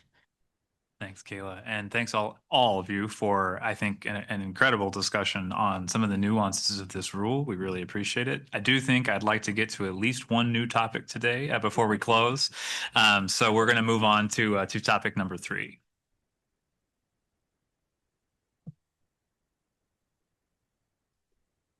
All right. So these changes we have moved now to 34 CFR subpart Q, part 668 subpart Q, which is currently titled Financial Value Transparency, in which we are proposing to retitle Student Tuition and Transparency System, which wonderfully it has an acronym of STATS. 668.401 is where we describe the scope and purpose of the student tuition and transparency system, and there's just a few changes here. Let's go through those pretty quickly. Starting out general, we just struck a reference to paragraph B, and you'll see why in just a second. Scroll down a little bit. Oh, that's good. That's good. So here we are making changes to eliminate the applicability section. That applicability section is where we exempted for the institutions in the U.S. territories or the freely associated states from all requirements except for reporting. As you guys know, the department is now proposing to subject those institutions to this test, just using a different comparison group than other institutions. So we've made those changes to include them throughout. So let's scroll down a little bit further here. Oh, and we've also made changes to eliminate the word debt, again, with the assumption under the department's proposal that we are eliminating the debt to earnings metric. So let's scroll down here. So this is this is the substantially similar program. So this is the second exemption that we previously had in the rule that exempted institutions if they had no groups of substantially similar programs with 30 or more completers over the 4 most recently completed award years. And we are proposing to strike this exemption such that all those institutions would still be subject to it, given the roll-up concepts that have been established elsewhere in the rule. We believe that congressional intent is not to exempt institutions even in these limited circumstances, although there could be circumstances where individual programs are still not, we don't have a metric calculated for them simply because we go through the entire roll-up process and still do not have a sufficient number of completers. And I'll pause here. I'll pause at the end of each section to take comments and questions.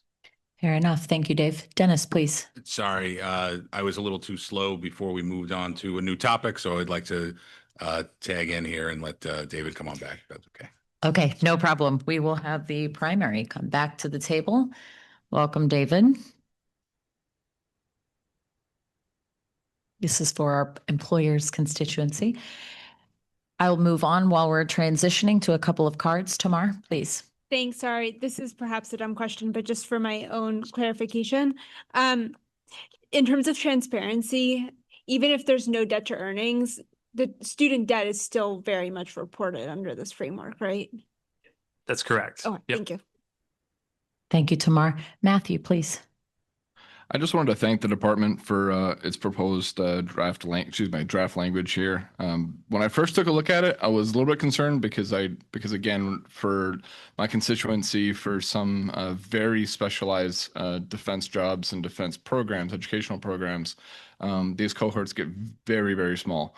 With that being said, though, and I just want for folks to understand, those who are watching, and for the record, that it raises PII concerns, being able to identify programs that small. So exempting the program also protects students from scrupulous programs that may target specific veterans or service members for their benefits. So I do like that the department has removed the exemption language. It's a smart move here. So fully support the language from student veterans constituency. Thank you. Thank you. Thank you, Matthew. Back to you, Dave. Okay. And we'll move on, seeing no more cards, we'll move on to 668.402, which is the framework, the general framework for the student tuition and transparency system. So here in A, again, we've deleted references to debt to earnings. So scrolling down, B is also an extensive description of debt to earnings, establishing sort of baseline for that. So in our proposal, we've struck that. Let's keep scrolling down. There's a fair amount of strike through that you'll see as we go through this section, as of course, because much of it does have to do with the debt to earnings rate. We've just done some renumbering here, scrolling down. So hold right there. So under C1 here, we have made a change to comport with the statutory language. Previously, a program passed the earnings premium measure. I should say currently, a program passes the earnings premium measure if the median annual earnings of the students who completed the program exceed the earnings threshold. And the One Big Beautiful Bill also included programs that have earnings that equal the earnings threshold. That is likely to be an extraordinarily rare case, but that is the language in the statute. And again, that we made the conforming change in the very next one, such that a program fails if the median earnings are less than the earnings threshold. All right, so and then we've got 668.403 has been struck. That is completely to do with calculating debt to earning rates. So we can scroll all the way through that.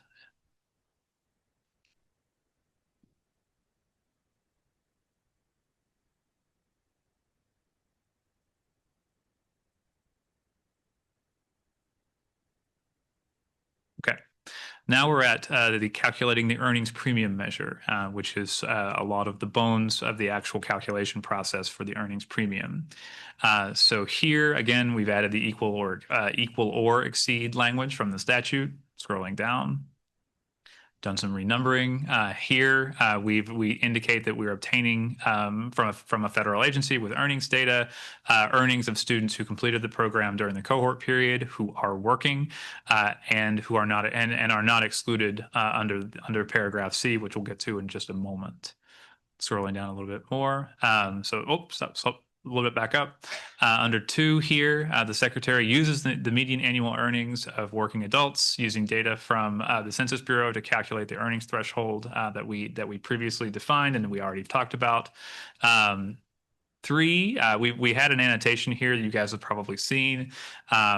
In this section that we indicated that the secretary determines the earnings thresholds and publishes the thresholds annually. Currently in the regulations, we have a statement that the department will do that in a Federal Register notice. Because that is a complicated process, the department does not believe that it needs to be in such a formal format. Many of the internal calculations that the department performs are disclosed through other means. For example, the student aid index calculation is disclosed not in the Federal Register notice, but through the department's general guidance materials, and we believe it's appropriate to do that here as well. So scrolling down here. And then here, this is the section that describes, if you could scroll back up just a little bit. These are the exclusions. These are the cases where under C, the secretary excludes a student from the earnings premium measure. Here, we indicate that a student is excluded if one or more of the student's direct loan program loans has been approved for a discharge for total and permanent disability. Because in our view, that individual, their earnings are not appropriate to be considered in the calculation. Scrolling down. Here in 2, we've made a change, again, in accordance with the One Big Beautiful Bill Act, to eliminate the concept of full-time enrollment. And we simply say that the student is excluded if they are enrolled in any other program at the institution or at another institution during the calendar year for which we obtain earnings information. So scrolling down some more. For undergraduate programs, so this section here in paragraph 3, for undergraduate programs, the student completed a higher credentialed undergraduate program at the institution subsequent to completing the program as of the end of the most recently completed award year prior to the calculation of the earnings premium measure under this section. This is a little complicated, but for those of you who are familiar with the current financial value transparency gainful employment rule, this is called another form of roll-up. Essentially, the department wanted to acknowledge that many students begin one type of credential at an institution and continue on into another type of credential. And in many cases, completion of the one credential is part of the work toward the other credential, and is largely the debt from that one often is incorporated in the other one. So here, essentially, we are excluding the student from consideration in the shorter program if they ultimately completed the longer program, such that we don't double count for that student. We did, however, delete the similar concept for graduate programs because in our view, there are fewer occasions where this sort of roll-up occurs in graduate programs, where a student is first enrolled in a certificate program and later earns a graduate degree program. We also have found that this results in some cases in odd results. For example, in law programs, in many cases, students go from a JD into an LLM program, and this does not apply in those circumstances because the JD technically is considered the higher level credential than the LLM. So for that reason, we don't believe it makes as much sense to have the roll-up concept for graduate programs here, and we've proposed to strike it. There was an annotation there as well to explain. Let's keep scrolling down. We've done some renumbering here. We've also made, again, a conforming change to the sections. So again, here we're just talking about after applying the exclusions, if fewer than 30 students completed the program during the fully expanded cohort period, we don't issue an earnings premium measure. So we've explained that earlier, and that's where this is where we implement that. So scrolling down, and that's the end of that section. So let's pause there. I see a few cards. Thank you, Dave. Preston, please. Yeah, thank you very much for this. I think it makes sense to largely keep the exclusions that were already in gainful employment. I think that's a good list. I do want to point out that I think there are a number of graduate programs where there is kind of a roll up to a higher credential. For instance, a lot of PhD programs, you'll get an intermediate master's degree. There are some MD programs where you'll get an MPH along the way. I'm one of those people. I got a master's degree 2 years into my economics PhD. And I think it would be a little bit odd for the master's in economics program at George Mason to count my earnings as somebody with a PhD as part of that earnings cohort for the master's program. So I guess I would argue for actually leaving in paragraph 4 here and excluding those graduate students who go on to get a higher graduate credential. And so I think we're open to that. If you would like to submit it, I think you can just indicate that you'd prefer that the department leave that in. Thank you. Thank you. Thank you, Dave. Thank you, Preston. David, please. Thank you very much for this. In subsection 2, I think this goes back to what we talked about earlier today around eligible institutions and eligible programs. If maybe we could, well, we don't need to scroll. It basically says right now, in any other eligible program at the institution or another institution. And so similar to my concerns earlier, Congress says any institution. It doesn't say anything about eligible programs. And so I do worry about like the LLM example that you used in a different context just now, would not fit in this case. I actually agree with you. I think that was we missed that.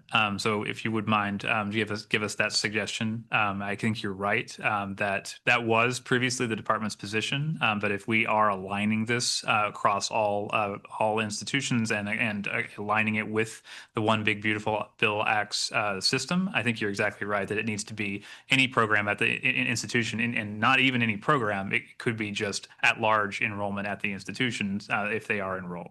Okay, thank you. Thank you, David. Randy? Yeah, just confirmation at the end of the earlier page where it cites 30 students, that is another area where it may be 50, it may shift. Yeah, that's another good technical change. I think looking at my colleagues, Cody and others, I think we need to add the parenthetical there as well.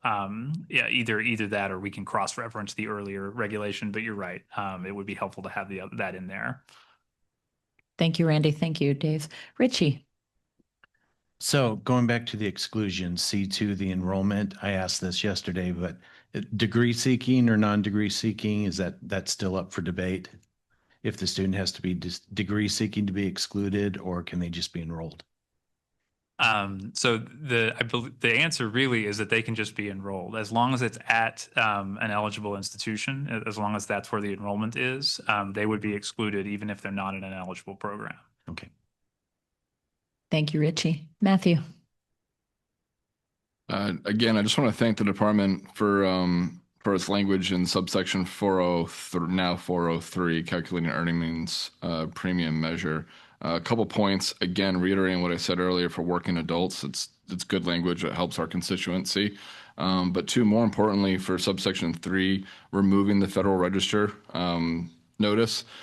Can't stress that enough. That is a very good decision because Congress made it explicitly to make the determination from the Secretary of Education here. What concerns me is if this would just stay in, or if we were to be doing this to the thresholds of the Federal Register, we run into the same issue that many of my colleagues have hit on, is the whiplash of the regulatory effect. So keeping this in-house, for lack of a better term, is a really good decision, and strongly support the department in this change. Thank you, Matthew. David, did you have something else? Then Dave, we're back to you for the next section. Then I think we'll start in on the next section. We can pull that up again. Okay, so here in 668 now it's 404 after the department's proposed changes. I'm not going to keep referencing the deletions of debt to earning rates. So if you guys see any that we've missed, please let me know. But to start here, this is the section where we describe the process for obtaining the data that we need to calculate the earnings premium measure. And I want to briefly describe that process so that everyone is familiar with it. So currently, the department uses its own administrative data to identify the individuals who we will include in the cohorts. That data comes from the National Student Loan Data System in NSLDS and the enrollment reporting process that institutions are required to undergo as part of the normal course of business in administering the Title IV programs.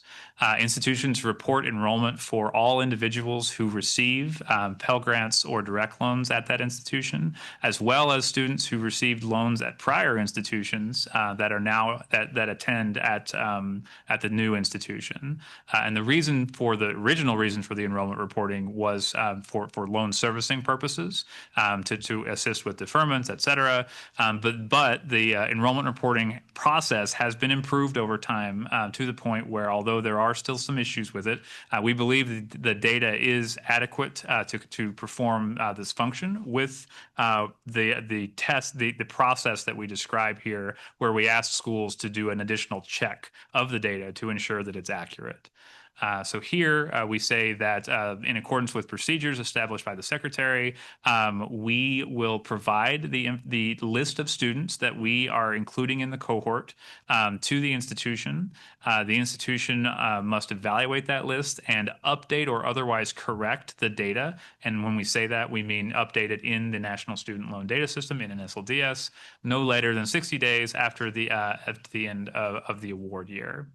So the idea here is the institutions are getting an opportunity to make sure that we have the correct individuals that we're using to calculate the earnings, the median earnings for purposes of the earnings premium metric. Obviously, that's an incredibly important part of the metric. If we get that wrong, we're not capturing the correct individuals. So that's why we have this process built in to ensure that we have an accurate group of students. And that's what we're going to talk about through this section. So B describes the actual process. So let me scroll down here. As I mentioned, the secretary compiles the list from the administrative data. It removes students who are excluded, as I just mentioned, under 668.403C. We provide the list of the institutions and give them the chance to correct the data in NSLDS no later than 60 days after the date that the secretary provides the list to the institution. Let's scroll down. Here, just making some changes to remove debt to earnings again. Scrolling down here, when we talk about obtaining earnings data, this is where we're describing the process of obtaining the data from the federal agency with earnings data, and we just make the change in this this section under C to express that we're getting data on those who are working as expressed in the law. Scrolling down here. We struck two. We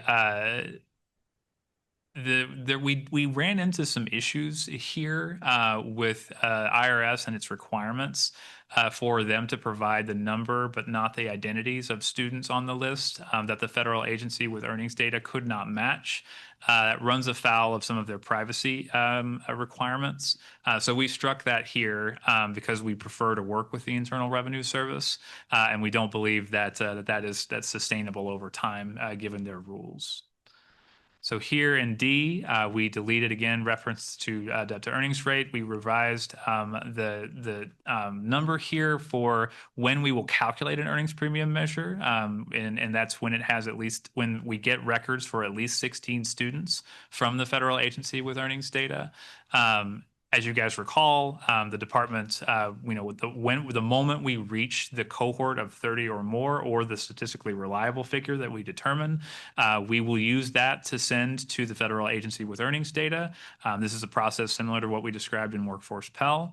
And at that point, if they return at least 16 records, we will calculate the metric. If they do not, then we do not calculate the metric. So for those reasons, the department is always seeking to get as many students in that cohort as possible in order to get a metric calculated for most programs. So let's scroll down here. So this section is we've talked briefly about this. Let me just read what this used to say so that it's clear what we're changing. Previously, this said, again, quotes what it currently says, and we're proposing to strike it.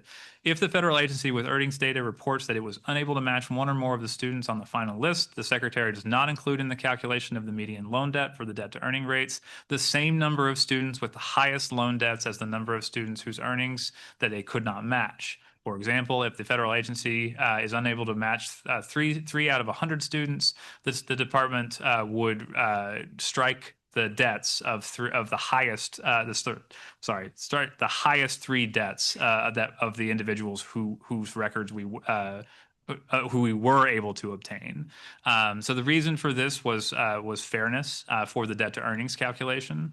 We wanted to ensure that there were not cases where we were obtaining, we were getting the individuals who were, because we were getting only a small number of records, that we had an inaccurate sample of students and their earnings. So this was an effort to give a little bit to institutions to reduce the amount of debt that was incorporated into that calculation. Because we're no longer considering debt as part of the earnings premium that remains, we do not need this provision.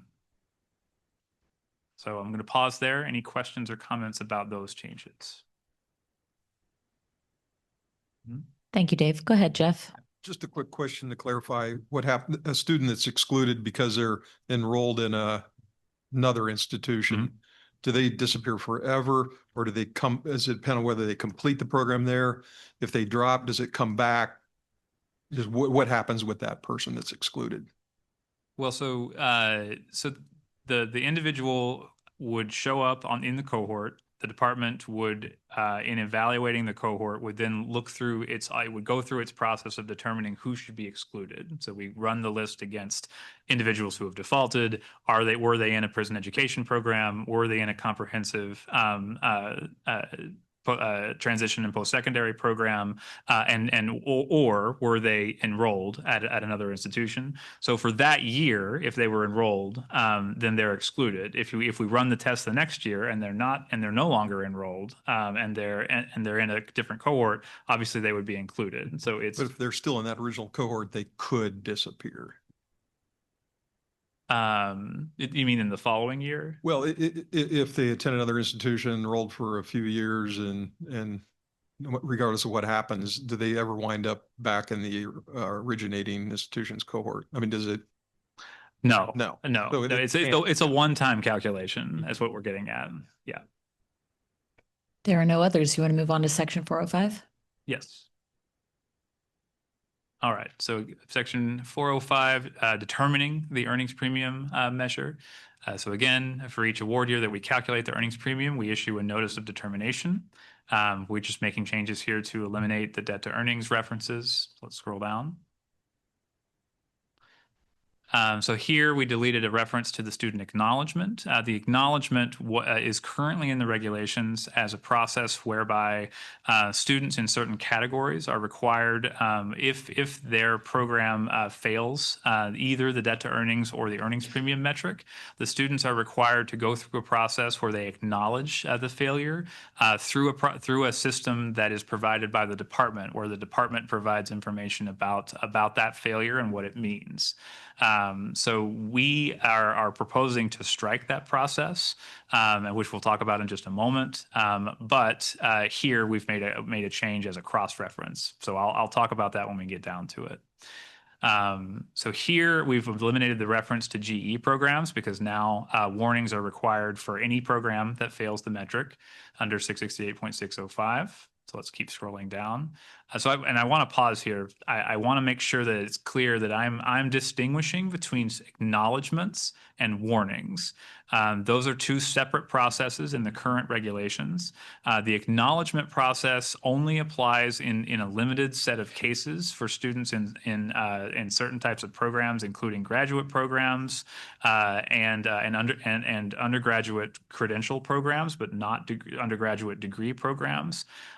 In those situations, if the student because many of those programs are not captured by the accountability consequences, the department was attempting to improve the transparency for students enrolled in those programs.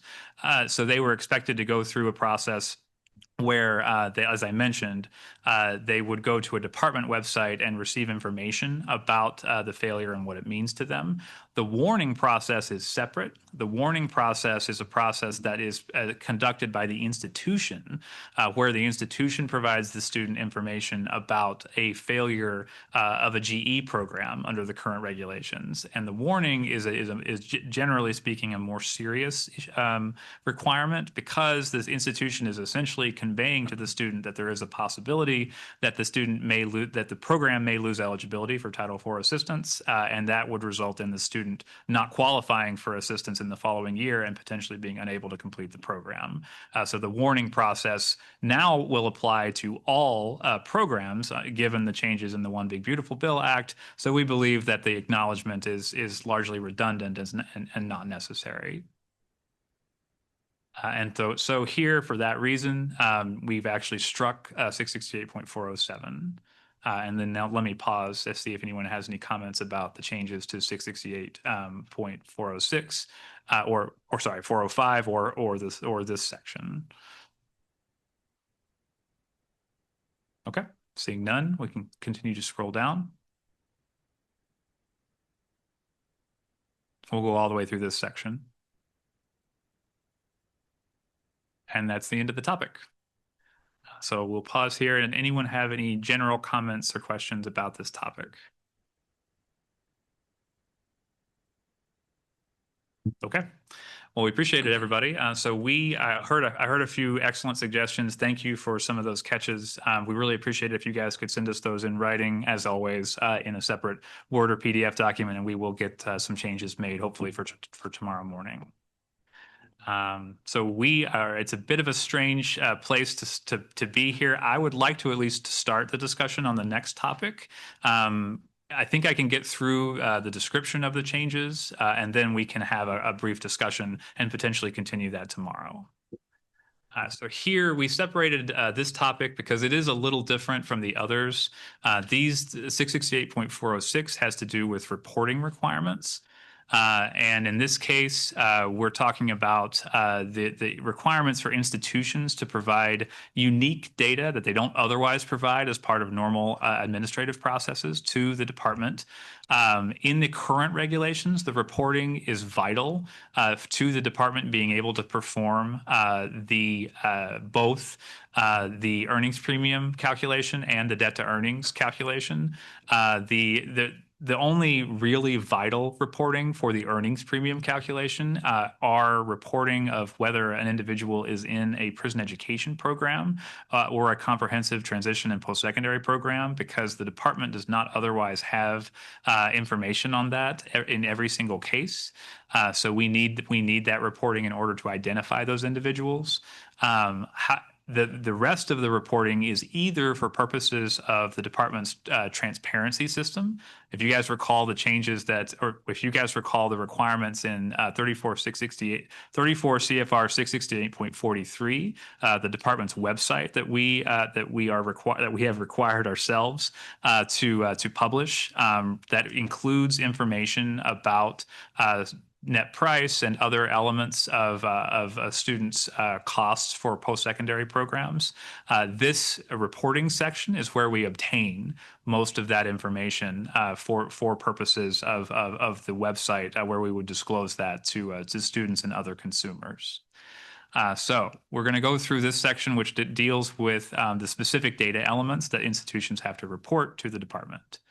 So here under A, we have deleted the exemption for substantially similar programs. We are now requiring reporting for all GE or eligible non-GE programs. That's because in large part, we are trying to harmonize requirements, and we're trying to avoid exemptions wherever possible for whole classes of programs. So let's scroll down here. Here, we have a requirement for reporting of whether the program meets licensure requirements or prepares students to sit for a licensure examination in a state. We also have in the current regulation a requirement for them to report that the program leads to licensure in a particular occupation for each state in the institution's metropolitan statistical area. And while we still believe that information is useful, we found that it was extraordinarily difficult for institutions to provide that data consistently and in a manner that we believe would be sufficient for us to provide to consumers. After 2 years, we're still struggling with the quality of that data, and we still are receiving many questions from institutions about what constitutes that metropolitan statistical area and how they're supposed to report in these cases. So we are proposing to strike that part of it and simply ask whether the program generally meets licensure requirements or prepares students to sit for a licensure examination in any state. So let's scroll down here under 5 under what is currently Romanet 5, whether the program is a qualifying graduate program. So as I mentioned earlier, the concept of a qualifying graduate program was important, especially it was important specifically for the debt to earnings rate calculation, because individuals who are enrolled in qualifying graduate programs had a longer period between graduation and when the department would assess their earnings, given that these programs were expected to have a significant post-graduation training requirements. So we've deleted that. We've deleted that requirement for them to report this. We don't believe that it's necessary for our purposes to calculate net price and provide other information about cost and price in higher education. So let's scroll down here. Now we're getting into the student level information that is reported, and this is where the department has made the most changes and the most significant changes. So here we've asked that schools provide information to identify each student, the date the student initially enrolled in the program. We've struck the requirement to provide attendance dates. We believe we can obtain that through normal administrative data in NSLDS. We've struck the requirement for them to provide the student's enrollment status. Again, we believe that can be pulled from the NSLDS enrollment reporting, and it is adequate for our purposes. 3, we have just made some wording changes to how we ask schools to report the total cost of attendance. We asked them to report it for the award year, and we're asking them to report it specifically for the values in section 472, which if you guys are familiar with it, that's the section that details what constitutes the cost of attendance for students in the Higher Education Act. This is just for clarity so that it's clear to institutions that we're asking for those values for components of the statutory cost of attendance. Scrolling down here, we are also asking for the actual tuition and fees assessed to the student for the award year. This was another area of confusion where schools weren't sure whether they should provide their published tuition or fees for every single student. We saw that sometimes happened. We are requiring here that the school provide the actual tuition and fees assessed to the student. Otherwise, this does not have as much value to us and to the consumer because some individuals do pay different amounts, even for attendance in the same program.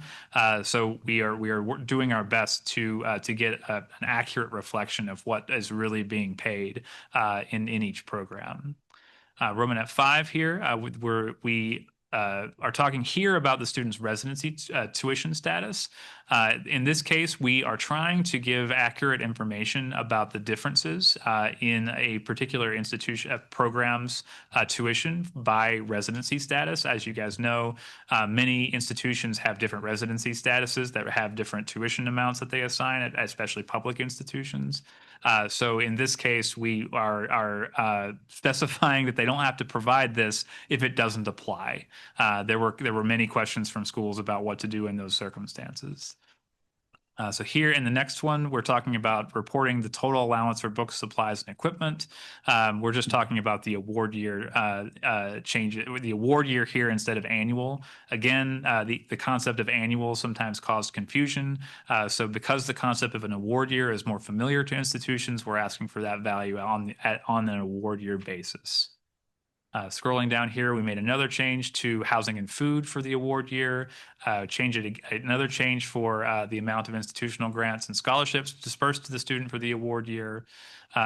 We've made a technical change here for something that should have been included originally to get the amount of federal, state, tribal, or other private grants dispersed to the student for the award year. The department did not include the word federal here previously, and that resulted in some significant omissions of aid. For example, veterans benefits being one significant one that was not accounted for. Under 10 here, again, we're just making a change to refer to the award year for private education loans. This is the item that we received a request about. We do require currently that an institution report by student the amount of any private education loans dispersed to that student and in this case, we're just clarifying for the award year. For enrollment in the program that the institution is or should reasonably be aware of.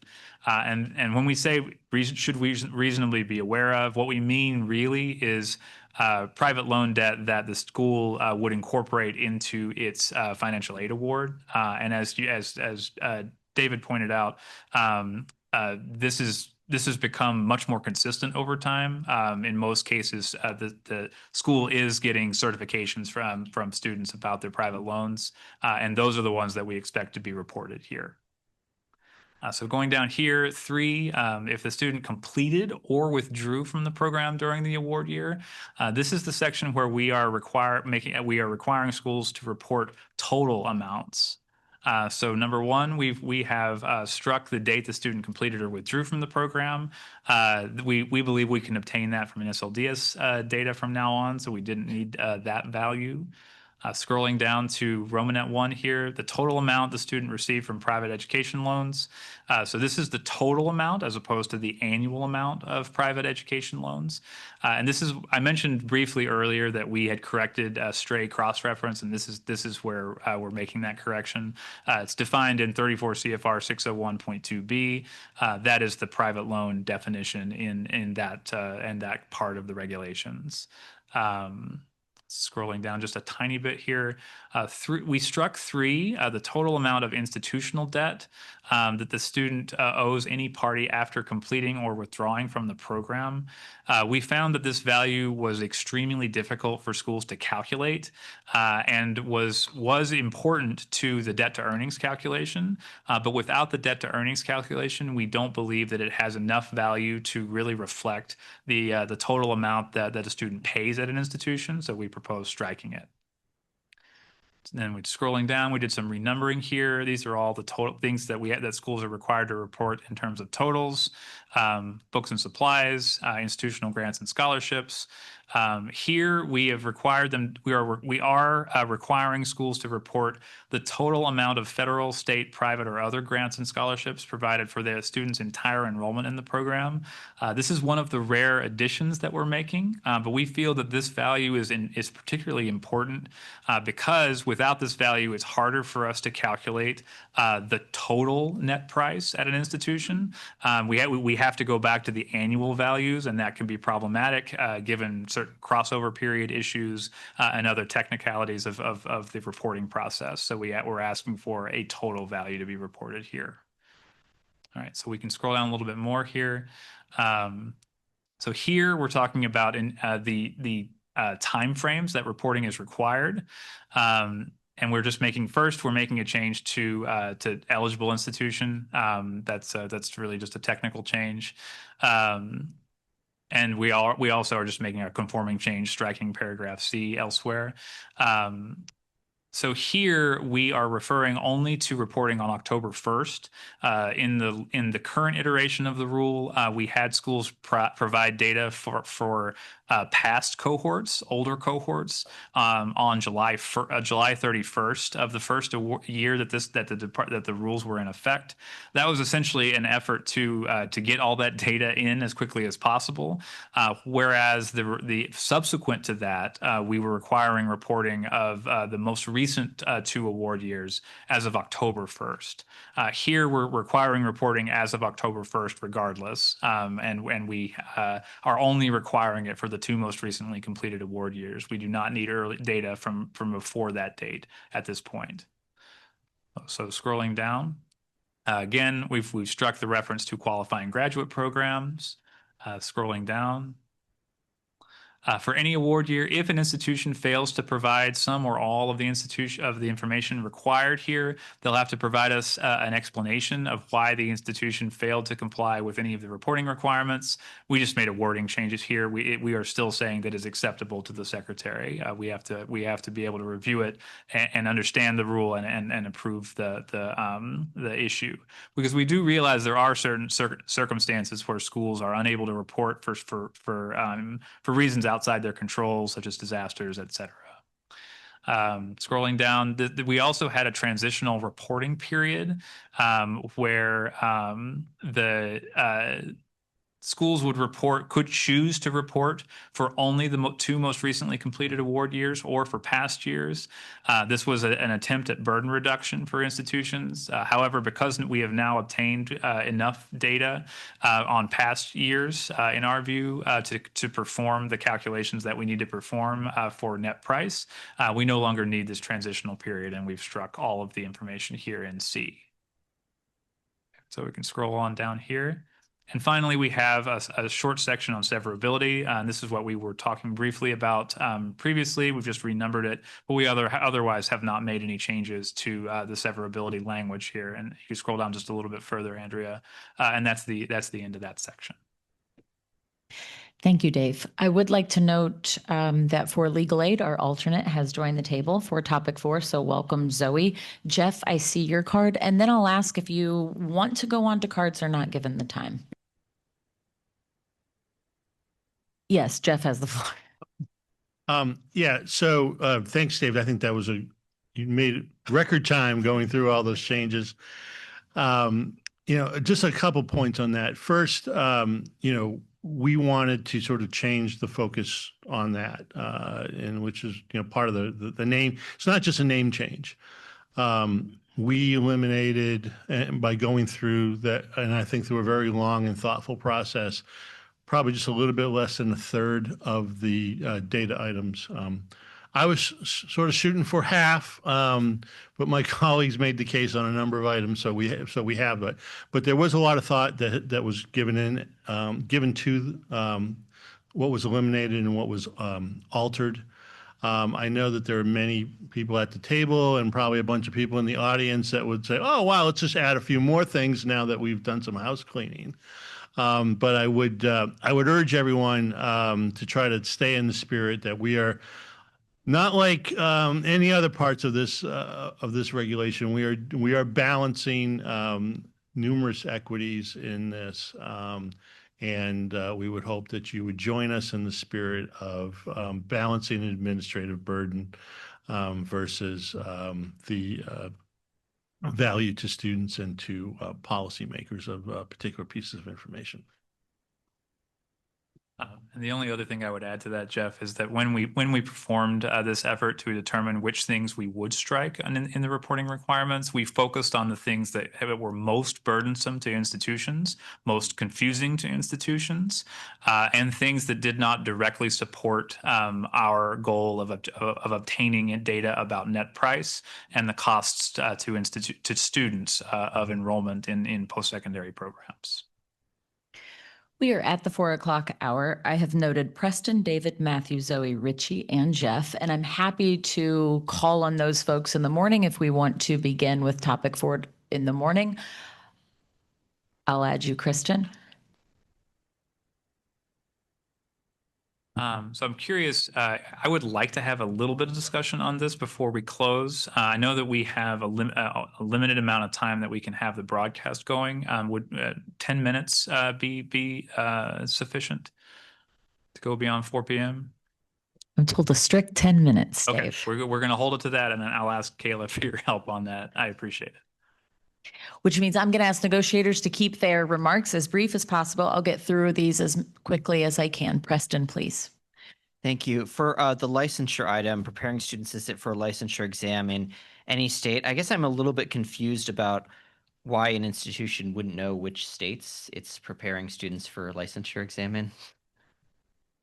So it's the states in the metro area, and the confusion that would come up with that question is the school was asking, do I have to know all of them? Do I need to make an indication that it doesn't meet requirements in one state but not the other? And to be frank, some schools asked, well, what is my metropolitan statistical area? I'm not familiar with that concept. It is a clearly defined concept, and it is something that the department described in guidance. But there are a lot of institutions that are under-resourced and struggle to provide that information at that level. Most institutions that focus on licensure programs obviously do have that information and can readily provide it. And some of them focus on licensure for programs that are happening in their state and are not seeking licensure in other areas, and they struggled with those things too. What we found was we didn't feel comfortable that the data that we were getting was truly representative of where students could actually end up going if they completed the program. Where could they go to be licensed in the profession that they were trained for? And the whole purpose of collecting that item was to provide that to the consumer. So that's why we ended up striking that part of it. Gotcha. What about saying, instead of any state, prepares students to sit for licensure examination in the state where it's located or a neighboring state? Would that be an easier concept than MSA to understand? You can submit that one. We'll think about it. I've got to talk to my FSA colleagues to see what they think about that. But you can certainly, we will entertain it. Yeah. Thank you. I had something else, but I'll save it till tomorrow. Thank you, Preston. Moving to David, please. Just quickly, I'm sure you've thought about this on the NSLDS point. Does that hold if the person stops borrowing midway through the program? Yes, their enrollment continues to be reported if they stop borrowing. If they borrow once at the institution, they continue to show up on the list to continue for enrollment reporting. Perfect. And then my second item, mainly out of a place of ignorance, I would love to understand a bit more why the institutional debt is hard to understand and gather. We can peel that one back offline, just for my edification, though. So I'll try to be brief. So generally speaking, the debt as of the completion date is challenging, but not overly challenging for the school to obtain, because in that case they have a snapshot. They can go to their system and find what the debt was as of that moment. Even then, they are looking at it often from several months in the future, or even 9 to 12 months in the future, because the student completed at the beginning of the prior award year, and they have to go into their system and get into the account, figure out what it was on that date, because the student has likely made payments toward that in many cases, and now their debt is something different. They can't just take the data from that the current date, but they were able to figure that out in many cases. When they're withdrawn, there's an even bigger problem, because the department realized that it wasn't getting accurate data if the debt that they reported was as of the withdrawal date, because there's this process called return of Title IV funds that schools are required to perform that results in a different amount of debt at the end of that process. The department didn't have a clear way of providing a number of days that the school had to wait before giving us the debt, but we used 45 because that's roughly the limit on how long a school has to perform the calculation after the end of the term. That just resulted in a lot of confusion by institutions about when to pinpoint the debt amount that they were going to report. Thank you. Matthew. First off, I just want to thank the department for keeping in the licensing language. I cannot stress how important that is for my constituency, with so many National Guard members currently deployed right now under Title 32 orders. Many of them are still in their programs and still attending programs, and many of these programs have licensure requirements. I'll be perfectly frank, so I'll keep this short. I don't fully, let's say, understand the institution's concerns. Whether they don't have the staff, I mean, you can hire a consultants agency. The reason this is important to me and my constituent group is because there's a long list of service members who were promised one thing in one state, deployed or working in another state, and a lot of these programs are on military bases throughout the country, and they're recruiting students for different states based off of which base they're going to be in. And then let's say, for instance, they start their tour on Camp Lejeune, I'm taking too long, and then end up in the West Coast. So Preston, I'd love to work with you on that. We can talk more offline about that, but I think it probably would be worthwhile getting a proposal in there, because also this is a heavily litigated issue too for certifications. So I just want to make sure we get the language right. Thank you. Zoe. Thank you. So Preston and Matt already raised some salient points about licensure.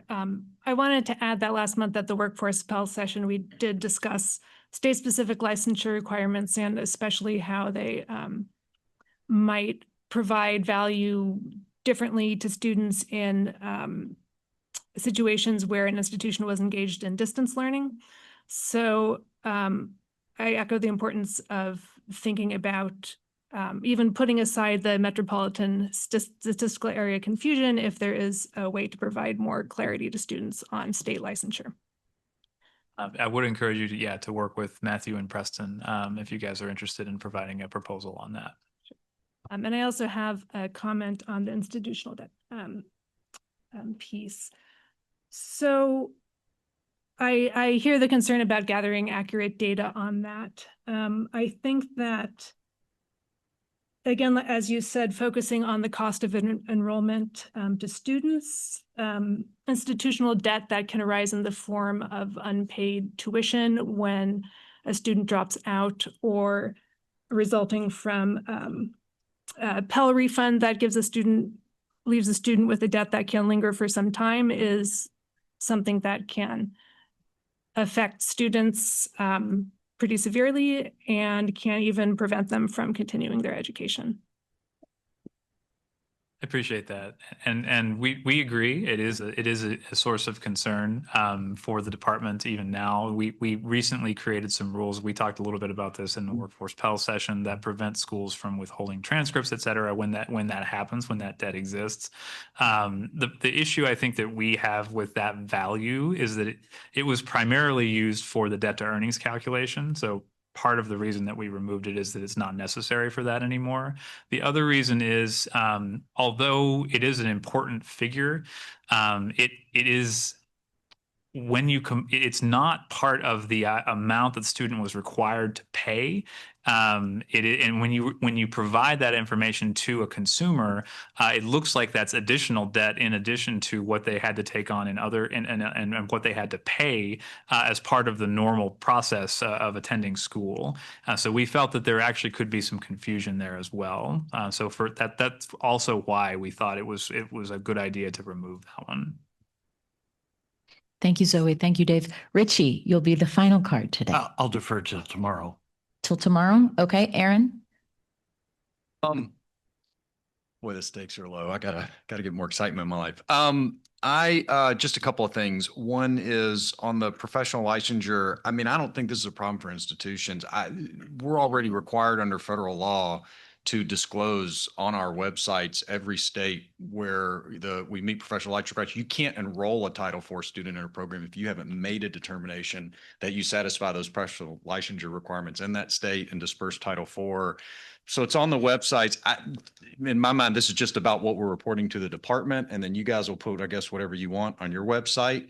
The only thing I would note is that the requirements that exist on institutions are all state-based. So if you started providing, in other words, what the determination schools have to make is about whether you meet the professional license requirements in a state, and that's what you have to tell the student where they're located. That's how you determine whether you can disperse Title IV. If you were to start cutting that in a way that is different from the state, it might be confusing to schools, but to the extent you're talking about state-based, this is information that schools are already having to provide and disclose in direct disclosures on those kinds of things. So I don't think any of that would necessarily be an issue for schools. And I just wanted to highlight that. I had one other comment, but I forgot. Oh, you guys got the data requests on qualifying graduate programs. Okay. That was the other thing I just wanted to. Yeah, we did. Thank you. We are still working. I should before we close, let me just briefly mention we are still working on all of those data requests, and we plan to give an update on all of them in the morning and fulfill as many of them as we can as soon as we can tomorrow. I am being told that 412 is our dead stop. So Jeff Arthur, you have 30 seconds. Real quick. Are you going to collect information on programs that are no longer approved under ECAR? Well, we are already collecting that through the Partner Connect process. So we continue to report. Yeah, Okay. That's right. Second, administrative note, we have we just make disbursements for a given award year starting in February through October. You know what I'm talking about. But we'll give more guidance on how that's going to work, and we recognize that that's an issue for schools. Okay, and I assume the cumulative reporting, that's going to replace each year as you do it. You're not going to roll up because you've asked for totals. Correct.